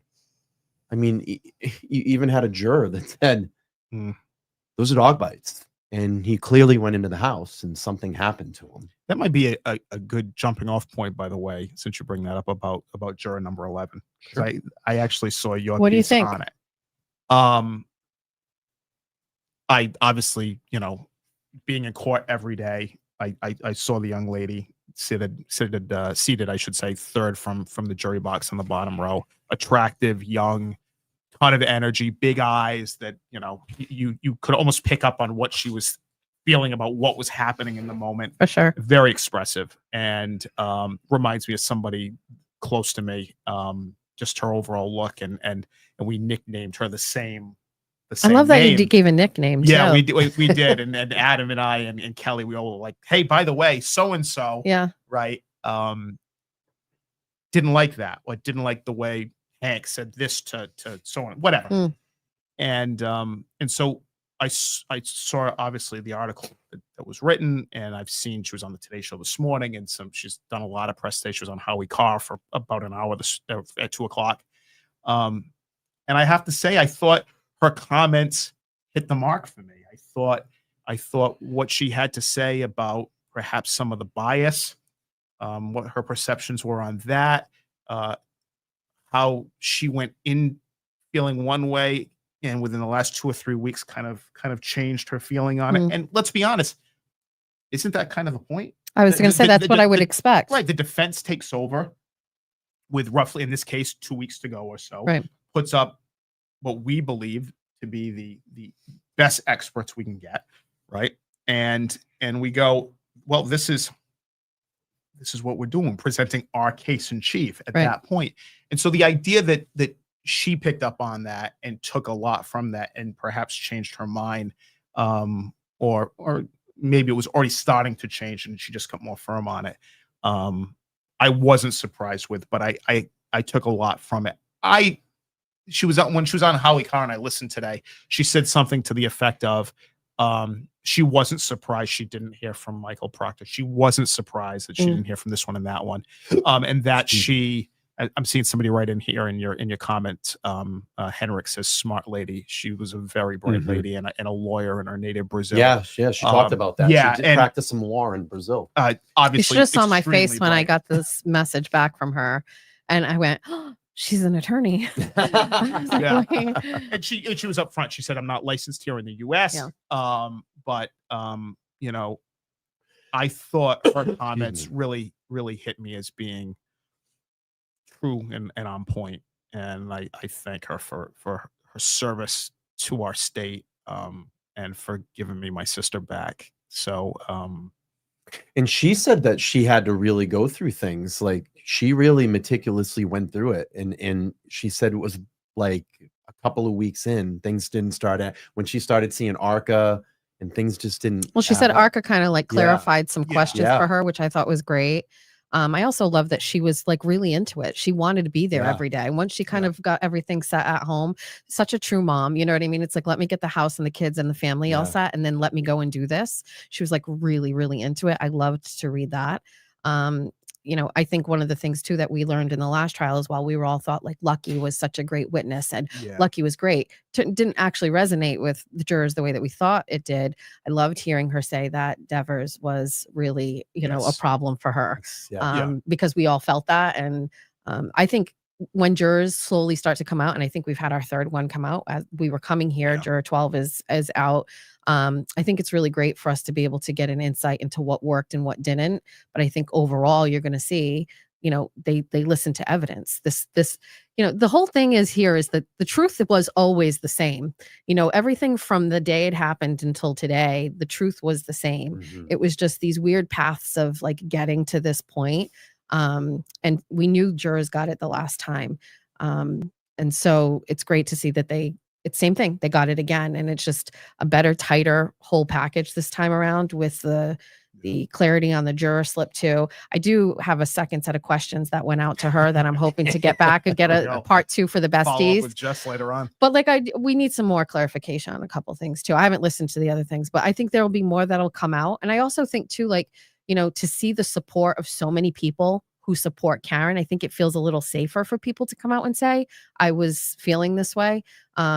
the trolls are always going to be there, but the majority obviously supports what the verdict was. I cannot believe. I mean, just looking at the other side, the troll account. Speaking of the trolls, they're literally going, well, just because she was found not guilty in court, she's still guilty. I love that. I love it. I love the meltdowns. What? So great.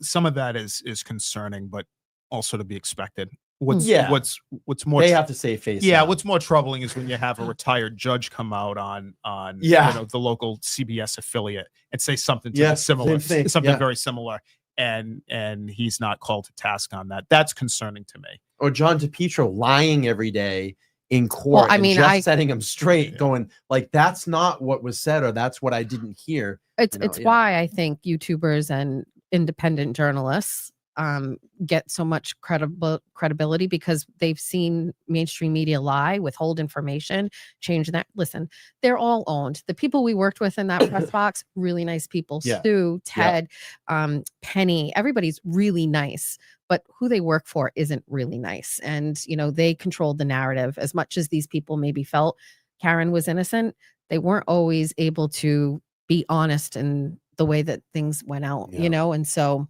that's when people like us come in, like Aiden and I. We have nothing to lose. Nobody owns us. We don't. Truly independent. Yeah, very independent. And isn't that the answer typically? It is, and that's we need. my tagline. The future is independent media. Yeah. It really is. Yeah. I mean, take a look at the studio, by the way. Right when we walked in about 6 o'clock, we walked in here, by the way, and nondescript building locally here in southeastern Massachusetts, and Brian has done it up professionally. So. First class, so well done. I just want to make sure that you guys understand, you pushed me to this level. So be it. The inspiration. So be it, but you still had to do it. Of course, but you guys had a big part of this. God, this is such a bro moment. I love this for you too. So great. Adam, get in here, bud. So it's just some fist bumping. This pushed me to keep building this and keep going and not giving up. And there was, believe me, I mean, Lauren's gonna look up and see your eyes. I mean, there was points where it's like, it gets stressful for us too. I'm trying to keep rolling and put good content out and keep people interested in, all this new information that just keeps flying in. And you're trying to sort through it. And I'm working a day job and I have trying to balance it all. Yeah, I'm trying to balance everything and prepare. I mean, my typical days, my Monday, Wednesdays where I was doing wrap-up shows with, Todd and Nan, we were having Jess on Wednesday. I would literally leave work because sometimes I could sneak in an ear pod and just listen to trial all day. And then I have to run home and try to, and the way I was doing it is everybody followed me on Facebook. I would either tweet or post on Facebook and here's my notes. Yeah. So then I would go home and write long form notes and then just send them out to my guests. And then have to be ready. And I would literally, like 5 seconds before we go on, just jump on and be like, all right, I'm here. Let's go. For those of you who know, he has a bunch of notes for this today, too. He just notes. Check out these notes for tonight. I just showed up. Let's chat. So, I mean, that's really what I was, it just. Brian, you did a great job. No, I mean, it just started coming to me and something clicked this time around. I was like, all right, well, I want to put a week of programming together. So let's get consistent. Todd and Nan on Monday. Jess, the inside courtroom reporter on Wednesdays. The best Wednesdays, day of the week. And then we'll do best day. What's the best day? And then I'll do 2 solo shows where I'll just bring in some other guests, Thursday and Friday. We had Thursday Night Thunder and Friday Night Heat. Just put little themes to it and have some fun. And we would go over all the, the hot, spicy moments in the courtroom. And that's what I want to do is formulate spicy moments, did you say? We're not doing I wanted to formulate. Can I ask programs. I want to ask fast questions, 1 word answers. Yeah. Can we do that? Please. What's our time frame here? How much? Go. All right. Okay. What did you guys have for lunch every day at court? Jersey Mike's. Really? Yeah, we were big on Jersey Mike's. Yeah, I saw it a lot in the room. Jersey Mike's. So Kelly was Kelly Esty, very, very huge in setting us all up and stuff. And so and then in the last couple of weeks I took on a little more of that. But Jersey Mike's, fresh fruit, pasta salads from stuff like Roach Brothers or Shaw's or whatever, and we took over. David's got a couple of offices, but he's got an office pretty close within a 5-minute drive of the courthouse, and that worked out well for us. we basically took over that office and put a fridge in there and put, The free I said Karen fast Reed, questions. Parkways. I said There's- fast I don't know if questions. people know, but there's a big These free guys Karen are like Reed. chatty Yes. McChattertons Yes, we here. are. Okay, next question. and Here we go. Craig again, back to the coffee. But yes. Still that's- going. Still going. Yes, and ham sandwiches, by the Yes, way. Yes, ham Tammy. sandwiches. Ham sandwiches for everyone, especially Arca. What's your sister's favorite band? Like music? to U2. listen- You too. Oh, really? I didn't know that. Yeah, U2. Karen and I saw U2 the first time in '92 on the Zoo Zooropa? Zooropa Zoo TV Acton Oh, Baby. what? This was at the old Foxborough Stadium. My uncle Dave took us, and Karen and I have seen U2 together. I'm going to say in the ballpark of 8 to 10 times together. In fact, we went out in 17. We saw them here on the Joshua Tree 30th that anniversary. too. We were there on Yep. the floor, and we enjoyed the show so much. As we were walking out, it was a different world in the sense of financially for us, for her and I. Mhm. Walking out, the show was so incredible. Lou was out of the water that literally, as we were walking out to the car, Karen bought tickets for Cleveland for 2 or 3 nights later, and we flew to Cleveland to catch them. So that's how big of a fan she I is. saw them at Giant Stadium. I was with my company at the time, and they had a suite, so I get to see it from a suite. awesome. And it was probably the loudest fucking concert I've Yeah. ever been to. They play loud, and the screen was. Wait, you guys in- missed the Sphere, huh? incredible. They were at the Yeah, I Yeah. missed the Sphere, and I think that's and it was an Acton They type played of stuff, and loud. that's one of our favorite albums together. And Mhm. Karen's, I don't think I'm talking about a turn here. I'm pretty sure her favorite song of all time is "One" by U2. It's awesome. So yeah, we missed the Sphere, but that's all right. We'll catch them on. Any plans for a family vacation? Not right Like, have you guys now. had a vacation at all since this started? No. My coworkers know this. I'm 2 or 3 days away, and I get antsy. I'm not good with that type of stuff. Yeah, maybe they'll do something like that. I haven't heard of anything yet. I'm sure Karen will get away for a bit. I'm sure those plans are in process. If you could say one thing that was great about this whole experience, I know, let's take away the people, the support. Like, what would you say is one thing that you can, even just a couple days out, look back and say, you know what, this is like a silver lining? Is that it? Like, anything in particular that stands out that was I'll make it personal. I think the world, for the most part, 75-80% of it that sees this case as we do, sees how incredible my sister is. So they pick up on something that I've known for her 45 years. She is an incredibly special person, and the most motivated and bright and sophisticated and tough as nails person I know. And you can include men in that too. And she's truly a one of a kind. And so the fact that people in this area and nationally and globally in some ways know that and say, this girl's a tough cookie. She is. And I would say that. I was How's she going to ask doing now? another question, but I can't How come is she after doing that. emotionally, She's awesome. spiritually? We're all awesome. Yeah. Yeah, we're great. Life has changed. And, Oh, we yeah. talked about it a few minutes ago about do you get back to it? I don't know. Yeah. I think I will say this, and this might sound a little selfish.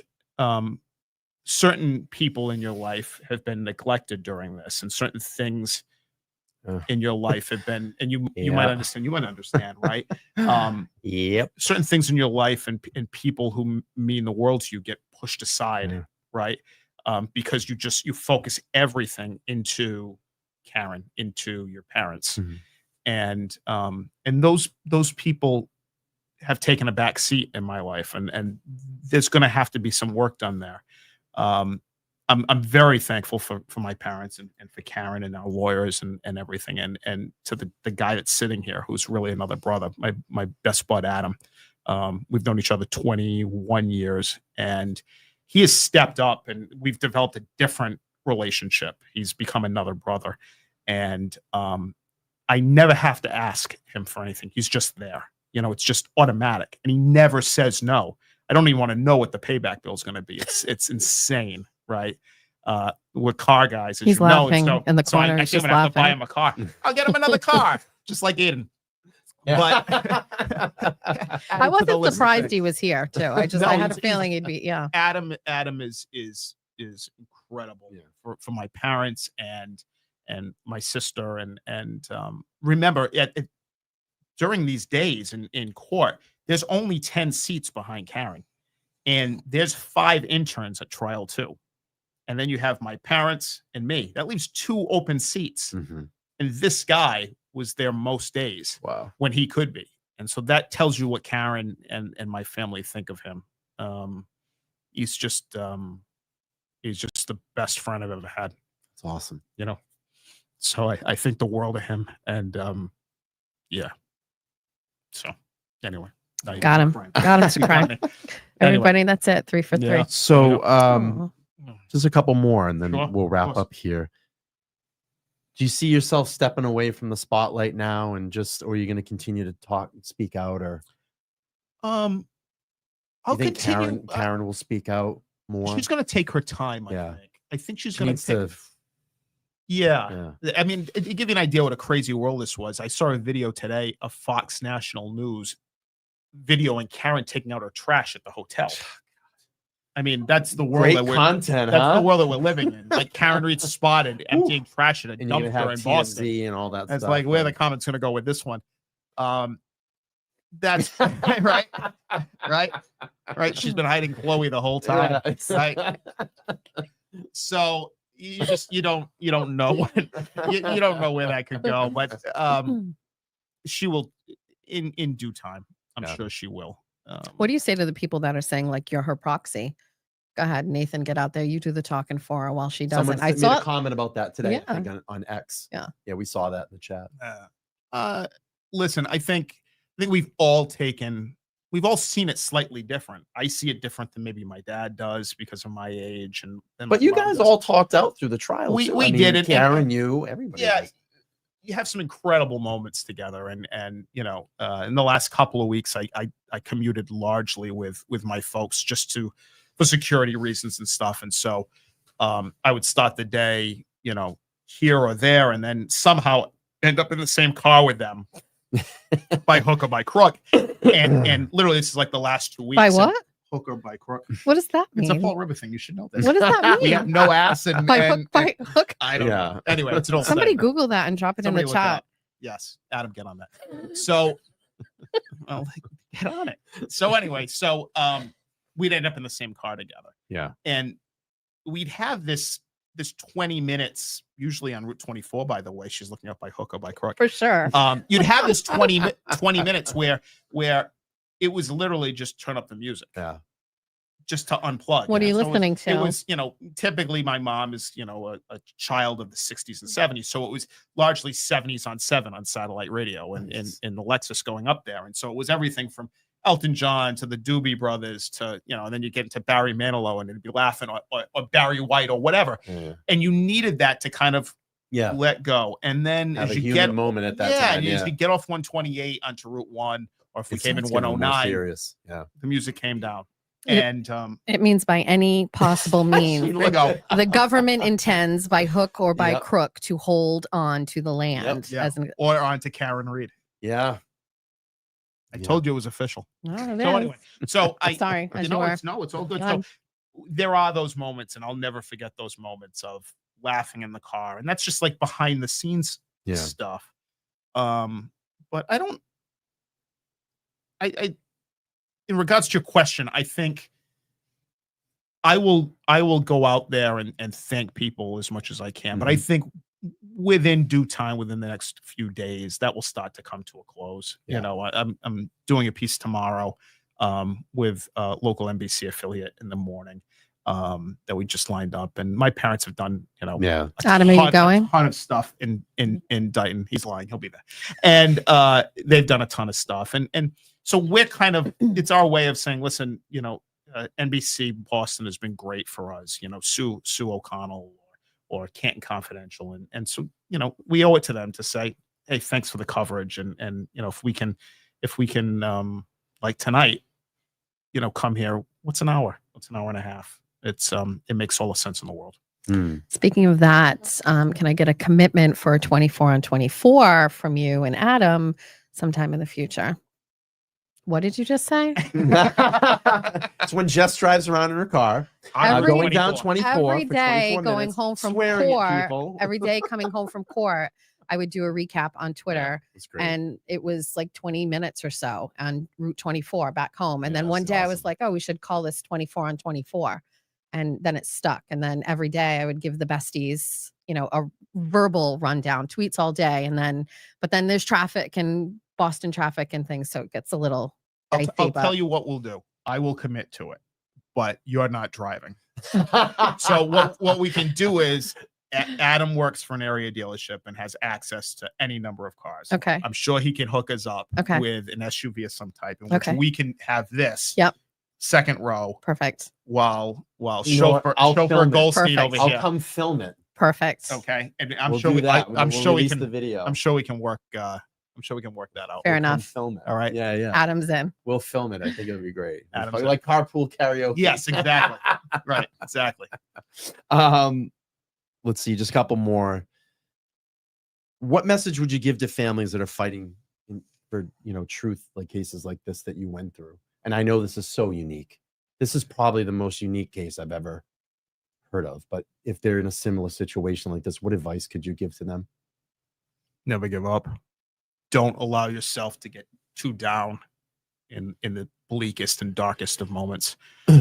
I don't know that there is any other case like this. I mean, it truly at various times is felt like an out of body experience. And I think it feels in many ways like a made for TV movie. It's Right? crazy. Right. I mean, if you watch this on, you know, I don't know, Hallmark or something, maybe it wouldn't be Hallmark, but you know what I mean? And Netflix, right? You'd go, that's a little far-fetched, right? You'd go, that wouldn't happen. And the dog, right? Yeah. Who do you want to play you in the movie? I'm sure you've thought about that, and people have Tom asked Cruise. you that. No, I think no. So I think Cruz, if that part doesn't go to Alan Jackson. Oh, yeah. Oh, Oh, yeah. yeah. Alan probably won't sign off on it. So yeah, it's got to be uh, Tom Cruise. yeah, I have no idea. I have no idea. I'll leave that to the people in the chat. Yeah, that's Yeah. great. I only got one more, and then Jess, if you have Sure. anything to follow up, what do you want the world to know about Karen, your sister? What do you want the world to know? Let's look forward instead of backwards. I'm going to say she's going to be just great. She's going to be awesome, and give her some time. And I don't know what she's going to do down the road. My head tells me a book about her story. Yeah. would be just, but I don't know that. That hasn't been. It's just what I'm thinking. Sure. Besties are going crazy right now, thinking book tour. Like I can see it already Yeah, in my head. Yeah. Yes. I see. I don't see her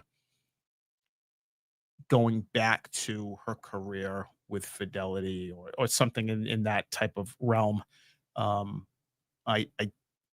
Karen Reed is a different person than what she was prior to January 29th, 2022. That life is over in so many ways. So I anticipate this just at a different level, in different ways. Anything, Jess? No. I mean, I think everybody is wondering what's going to happen, what it's going to be like. Yeah. I think this is historic in many ways. I personally, all I want to say is, your family and who they are. I remember talking to Nathan one day out in front of that courtroom, and he was talking about you guys being a family and how close you are. And I was getting teared up. I was crying, and I said, I hate that they shattered that for you guys. And It like, didn't. that's exactly, it didn't. No. It No. didn't. And I don't know. I think sometimes about what it would be like if the person sitting in that defendant seat were not Karen, without the family, and how this could go the other way for someone who didn't have that support system, Yeah. and how tragic it could end up. Yeah. Without Aiden advocating and telling the story and getting everybody involved, it would be a very sad story. So I think this story for me is all about family, and Friends. Family, friends. family You- first awesome and people. friends, but Yeah, family. I mean, this is yeah, a really yeah. incredible family. Yeah. and always acted right, always said the right thing, did the right thing. Not saying perfect, but I'm just saying like it just couldn't have been any better. And just let me just say one thing. Isn't that really the story of this entire Yeah. case? It's literally family against Family. family against family. Mm. I mean, when you really think about it, right? Mhm. And obviously I'm biased in this case. But the educated, honest, truthful story attached to the right family came out on top. Mhm. And I think it was in the process of coming out on top the first time. It took a little longer. And for those that stuck around, I think that's the payoff was actually sweeter in many ways. What transpired Wednesday would not have felt the same way in 2024. I agree. And so, sorry to interrupt. You did. It's fine. Your mom told me a great story one day, and she said Karen came down and brought all of her laundry and put it all in the washing machine, and it broke or something. Yeah, and it they had was to get all. recently. Yeah, I Yeah, had that to was- put all. Yeah, Yeah, after and she buy sold a a whole- house in Mansfield. Yeah. Overloaded it, and I was like, oh, there's another thing we got to go buy. I just like that your mom always, and it wasn't just me, because I know she did this with a lot of people, just was always accessible to us and allowed us to learn a little bit more about you as well. I mean, it's just, I don't know, it helped with everything that was going on and realizing you guys are just regular people. Listen, I would get text messages all the time from friends and say, the Reeds are in church. St. Patrick's, I was baptized in that church. Yeah. So, local lore down where we are, the Reeds are a big deal. And I always felt connected to that. But listen, I think allowing people like myself, Brian, and others to be adjacent to this in any way, trusting us with stories, talking to us is a very big deal. Certainly won't forget it. My life has changed forever. So thank you. I want to just say thank you to you. Happy to be here. Happy to it's- be here. Two friends. We've stayed in contact a lot, through and a we'll lot of continue this. to. Yeah. And if Karen is watching, giving She's me taking out the trash and the seaport right now.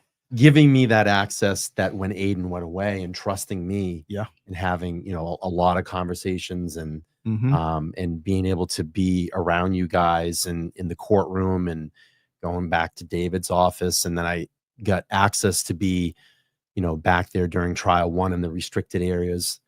I appreciate that because I could keep telling the story Mhm. behind those lines and giving people that firsthand content. And I mean, again, it's meant a lot to me. It's changed my life a lot. You guys have changed my life a lot. I look at people a lot different. I look at people a lot different, and I'm a lot more open now to things and looking instead of being so closed off. And it's wild. I mean, I'm like Zen now. And this totally Wednesday fucking put it over the top. Yeah. It was just, I'm like, it had to end this way. It had to be Had somewhat. to. It had to be somewhat explosive for that. Yeah. to But I mean, it just, transpire. I don't know. It's just, I don't know. Again, you just look at it and you're like, it's like a movie that you could never put together. And then we're just standing there and it was like, holy shit. Like, it's really like, I knew this was going to happen. And then Aiden was fucking right. And Jess's reporting was phenomenal. And all the other people that have joined in and friends and family that have stuck by the Reeds and all these people in the room. Lauren with the first standout at the White House, first ever standout at the White House. Held a free, isn't that fucking cool? Amazing. Held a free Karen Reed sign out in front of the White House. That's badass. I mean, this went all the way to the White House. It went to Washington. I mean, that's the movement. And then people from around the world that are in the chat and all the other channels that jumped on YouTube. We had, the Aussies were supporting this. Oh, there's so many people from England. Australia. It's weird, huh? Yeah. Why is awesome. that? Is there like a whole news station they that's don't into it? really, from what I understand, they don't really put a lot of the crime or true crime stuff. They don't really get a lot of it. So they come to the US or There's Canada. plenty Crazy. here. I have so many one Australians here. that look at my stuff. I thought that was weird that you were Yeah, saying that. Yeah, Interesting. but it's just all these people, and I would see like South Africa and Ireland and Germany, and like we stand with you in England. That's Yeah, I mean, what people during did for you. during both trials, I was being introduced outside to people from you name it, every Scotland. state. There was Oh, I Scotland, mean, yeah. country. I'm in Country, Scotland, yeah. and I'm here from Germany. I'm here from Iowa. I'm here from Yeah. Idaho. What? Yeah. Right? This is how you're spending your summer vacation time, or Yeah. you're making a long weekend out of it and coming to Dedham, Massachusetts. All right, if Welcome that's to what you Dedham. want. Let me recommend the Jersey Mike's down the street. Yeah. Try the steak and cheese with peppers and onions. Right. So I want to say this before we go, and I don't know if you have some questions you want to take. Yeah, we'll buzz up some questions. I have to. Yeah, read of some course, these for but, everybody. Let me. Which camera am I looking at? Is it this one? This right one here? here, yeah, Okay. right there. I want to say directly to everybody who has supported Karen and my family, a heartfelt thank you. We wouldn't be here without you, without the people around me, without the people here in the room, and everybody else. And there's far too many names to mention, and I would leave far too many people off the list. But what has meant so much in the last couple of days, this elation that we're going through, is because we were able to experience it with everyone who was involved. And so for everyone who came out to the numerous standouts in all types of weather, heat and freezing cold and rain and snow, who gave to Karen's Defense Fund. I mean, $1.1 million $1.1 million and of people from around the world. yeah. And I want to say this, by the way, before we go. Yeah, of course. I've heard nothing from every legal channel out there. Karen doing the various interviews she did, and the family doing that over the course of the last year or two. What a horrible mistake. Here's the thing: when you have nothing, right, in the sense of you have no coverage prior to Aiden coming in, you had to find ways of doing something. And so when you finally got some type of foot in the door to get Nightline 2020, if you will, not that I even thought that coverage was that great. I thought it was very vanilla, by the way, which goes along with our local ABC affiliate, by the way, here in Boston. Pathetic. But when you get that, you take that and you worry about the consequences later because you know you have the truth on your side. And it's that $1.1 million is because, in large part, because of that coverage and because of those pieces. And you have to remember that the documentary that really blew everything up and was largely used against Karen at trial, 100%. which, by the way, didn't add up to jack squat. Yeah. Okay. Not to juror 11 either. Exactly. Right. And I heard that. Right. And that came through to me. Right. Yeah. When that agreement was made, all right, and when they were literally all but living with Karen in the Seaport during trial one, no one ever thought that we were coming out with anything other than not guilty on 3 charges in trial one. No one ever saw that there was going to be a trial 2 and this would be used against us. Should we have? Perhaps. But then maybe the crowds aren't what they are. Maybe the coverage isn't what it's been. Maybe there isn't $1.1 million in a defense fund to bring in the experts that we have, right? Whether it be both doctors from ARCA, Dr. Lapasado, right? I hope I'm saying that. Lapasada? Sada. Amazing. Juror 11 talked about her today with Howie Carr, right? Those people don't just show up for a ham sandwich. Right. I did not expect Nathan to be so punchy in this. I was right. They just right? you don't just go, hey, here's a ham sandwich and some condiments. Thanks for coming. Yeah. Right. It doesn't work that way. And so it was everybody behind the scenes that gave and came out and donated their time and their money and their efforts that will never be forgotten from me, my family, and Karen. Never. FYI, during Aiden's trial a couple of weeks ago, there were 3 witnesses who were at the hearing, and the Commonwealth asked each of them if they had donated to Karen's Defense Fund, and every one of them said yes. Everyone. It was just like, yep, yes, I did, with pride. Yes, I did. Yes, I did. I know so many people that did, easily, happily. Yeah. And no amount was ever too small. We're in that fund every day, including today, by the way. It doesn't, we're constantly looking at it. And it's not because, it's all about the money. Far from it. It's about survival. Yeah, she's still it's got about a lot of legal battles survival. ahead. I mean, she's given out a number of roughly $5 million. That 1.1 is gigantic. I remember my boss and one of my best friends, my former boss, and one of my best friends, Steve, was the first to donate. The very first, he gave $500. Wow. Right, literally, within 5 minutes of us opening the fund, and literally donated $500, and I can't thank him enough for that. And I remember having dinner with my parents that weekend, and my dad going, "Can you imagine if we could get $50,000?" And here we are, 50,000. 1,000, and here we are 1.1, Yeah. and it's sadly it's not Yeah. enough, Not enough.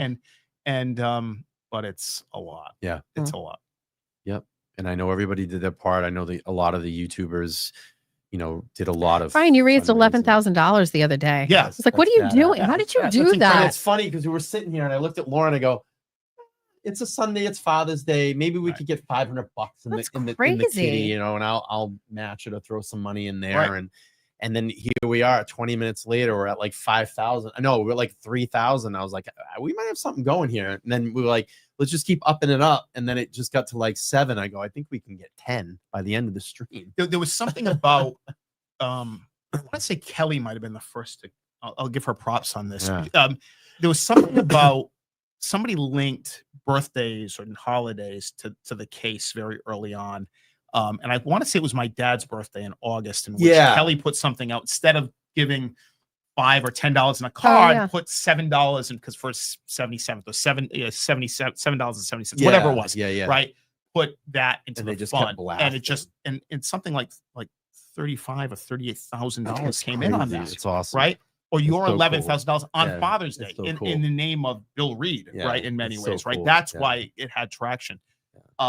And I don't want to discount any of the shows. No. I know Glare has done. Oh my God. Countless. Mazza Media does Huge. awesome. Mazza Media is the hell of a fundraiser. He and is. He's really good.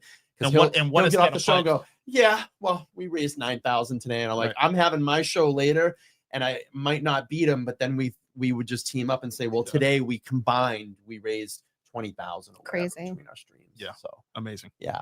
Good Amazing. stuff. Let me just read some of these Sure. questions off real quick. Let's see. Carlos, thank you so Carla, thank you so much. Says much love and respect to the Reed family, LTL and Jess. Thank you so much. I appreciate that. Amy says love to the Reed family. Thank you, Amy. Emily, what if any are Nathan's thoughts on the McAlberts and Proctor interview since the verdict? If you want to answer real quick, if not, you don't have to. I'm going to stay away from that. Okay, no problem. I think you can guess what my thoughts. might be. Sure, tons of fun. Can Nathan pronounce garage? Which Oh, Auntie wait a Deb minute, hang on. song is Hang the on. favorite? Okay, that's the question of the night. here. Okay. All right. We had mentioned in the green room prior to coming on here that Adam, who's here tonight, and I have our whole life is inside jokes. Yeah. And Which we were all conveniently left out of, by the way. They had well, multiple that's why it's moments. inside. We don't know anything. They're just So- laughing back and forth with each other. So Excuse me. They're doing it right now. so I don't think he was in court for Kelly Devers, were you? Sorry, Devers. Veruca Saltz, get yeah. it right. My bad. So he wasn't in court. So when we left that day, I called him and I said, "Hey, when are you building your garage?" And he lost it. And then literally within 24, 48 hours, whatever it was, it was a Saturday, I think, and Auntie Deb drops Garage off the Vanessa Williams song. And that there's just nothing that can That's beat great. that. I mean, the Weed Whacker song is phenomenal because it's a song from the It's 90s so that we good. grew up with. So right? good. Yeah. A remix. He thinks at a different level. I mean, the guy is Yeah, the- he's the a comedic he's an genius. incredible Yeah, he's a comedic talent. genius, And yeah. you know, we talk about He- we talk about the talent that all of you guys and gals bring. But Yeah. the garage So video. he wants to. How come you can't pronounce garage? Just forget it. There's nothing else. That at that point, I looked at Adam and I said, even if they find her guilty, maybe we could do this. All right. I said, even if it's another mistrial, imagine the songs we get to get for round 3. And he goes, that's a great point. And so in some way we're going, round 3? What do you think? He wants to do something because I've lately come out and been doing the Hank Brennan impression. So Oh, for the which, by Common- the way, for the right. Commonwealth, I'm gonna do it for the Commonwealth. Yeah. So he wants to do some skits. Please don't. It's Come really on, creepy. Jess, you want to come over here and So do it for the creepy. Commonwealth? Anyway, Oh. Pebbles, thank Yeah, you but so you much. got to take the glasses. and Yeah, put them up. yeah. Yeah. You got. I welcome. It's fine. I welcome Aka. Ugh. I can bring him in. I welcome him. I love all that shit. I welcome them. You know what that means? I want them to go away. Yeah, devastating. Yeah. Yeah. I want them to go away. Pebbles, thank you so much. LTL Media, thank you for your no quit. I appreciate that. We got to Kelly's chat earlier. Let's see, Kelly. I wish I had been there. I was honestly afraid I would get arrested this month. Jess, hearing from the jurors, you were right. They're amazing. Everything that our justice system needs. Thank you so much for the $2. I appreciate that. So happy for the Reed family. Thank you so much. Reality Check says Nathan Karen has shown us all that the underdog against corruption can win. Never give up. Light occurs in the dark. Karen is my hero. That's so awesome. Thank you so much. Let's see, Jess, you fucking rock. Keep on being the queen. I love that. Ellie, thank you for being a member for 24 months. Thank you. Says, what a brother. Congratulations. We did it. Yeah. Megan says, thanks, Brian and Jess, for an awesome interview. Nathan, you are what every big brother should inspire to be. Thank you for letting us love Karen along with you. So happy our girl is freed. Not Haley. Jason, thank you so much, Jason. Jason's been a big part of this channel, and I appreciate your time and your dedication to come over and helping out. I got to stop you real quick. I'm seeing something in the chat. Nathan, your Taunton and Nichols Mills crew is so proud of you. I've lived in Norfolk County for the past 20 years and worked for Fidelity for 25. So relieved for all of you. Thank God. Liza Brooks and Dussault. These are people, friends I went to high school with, and people I grew up with. And thank you. That's awesome. Yeah, absolutely. Thank you. Let's see. Jason says, Nathan, I wish I had a wonderful FaceTime with your sister Liz. Nothing made me more angry than the trolls implying that she didn't support Karen when nothing could be further from the truth. You have a beautiful family and extended family. Tsunami, thank you so much. 15-month member. You're a great friend of mine offline. You've been a moderator. We've hooked up in the Idaho days, and you've been here through the whole thing, and you send me some really funny shit sometimes. But question for Nathan: what is the trade in value of the MSP tampered Lexus LX 570? The Reed family has great values and character. So that the black one that clearly was touched. That vehicle was leased. So I don't know what's going to happen with that. The infotainment system in that truck was fried. They fried it trying to get stuff off it that they were told they wouldn't be able to get anything off it. But yeah, so the Commonwealth has that one. Wow. You've got the donor vehicle that Aperture went out and bought, and then I located another one for ARCA to test. Oh wow. And so there's 3 LX 570s out there.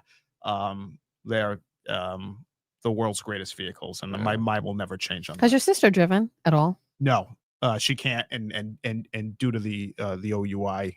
So when can she? I'll tell you that she has really no interest in it. I think for a while.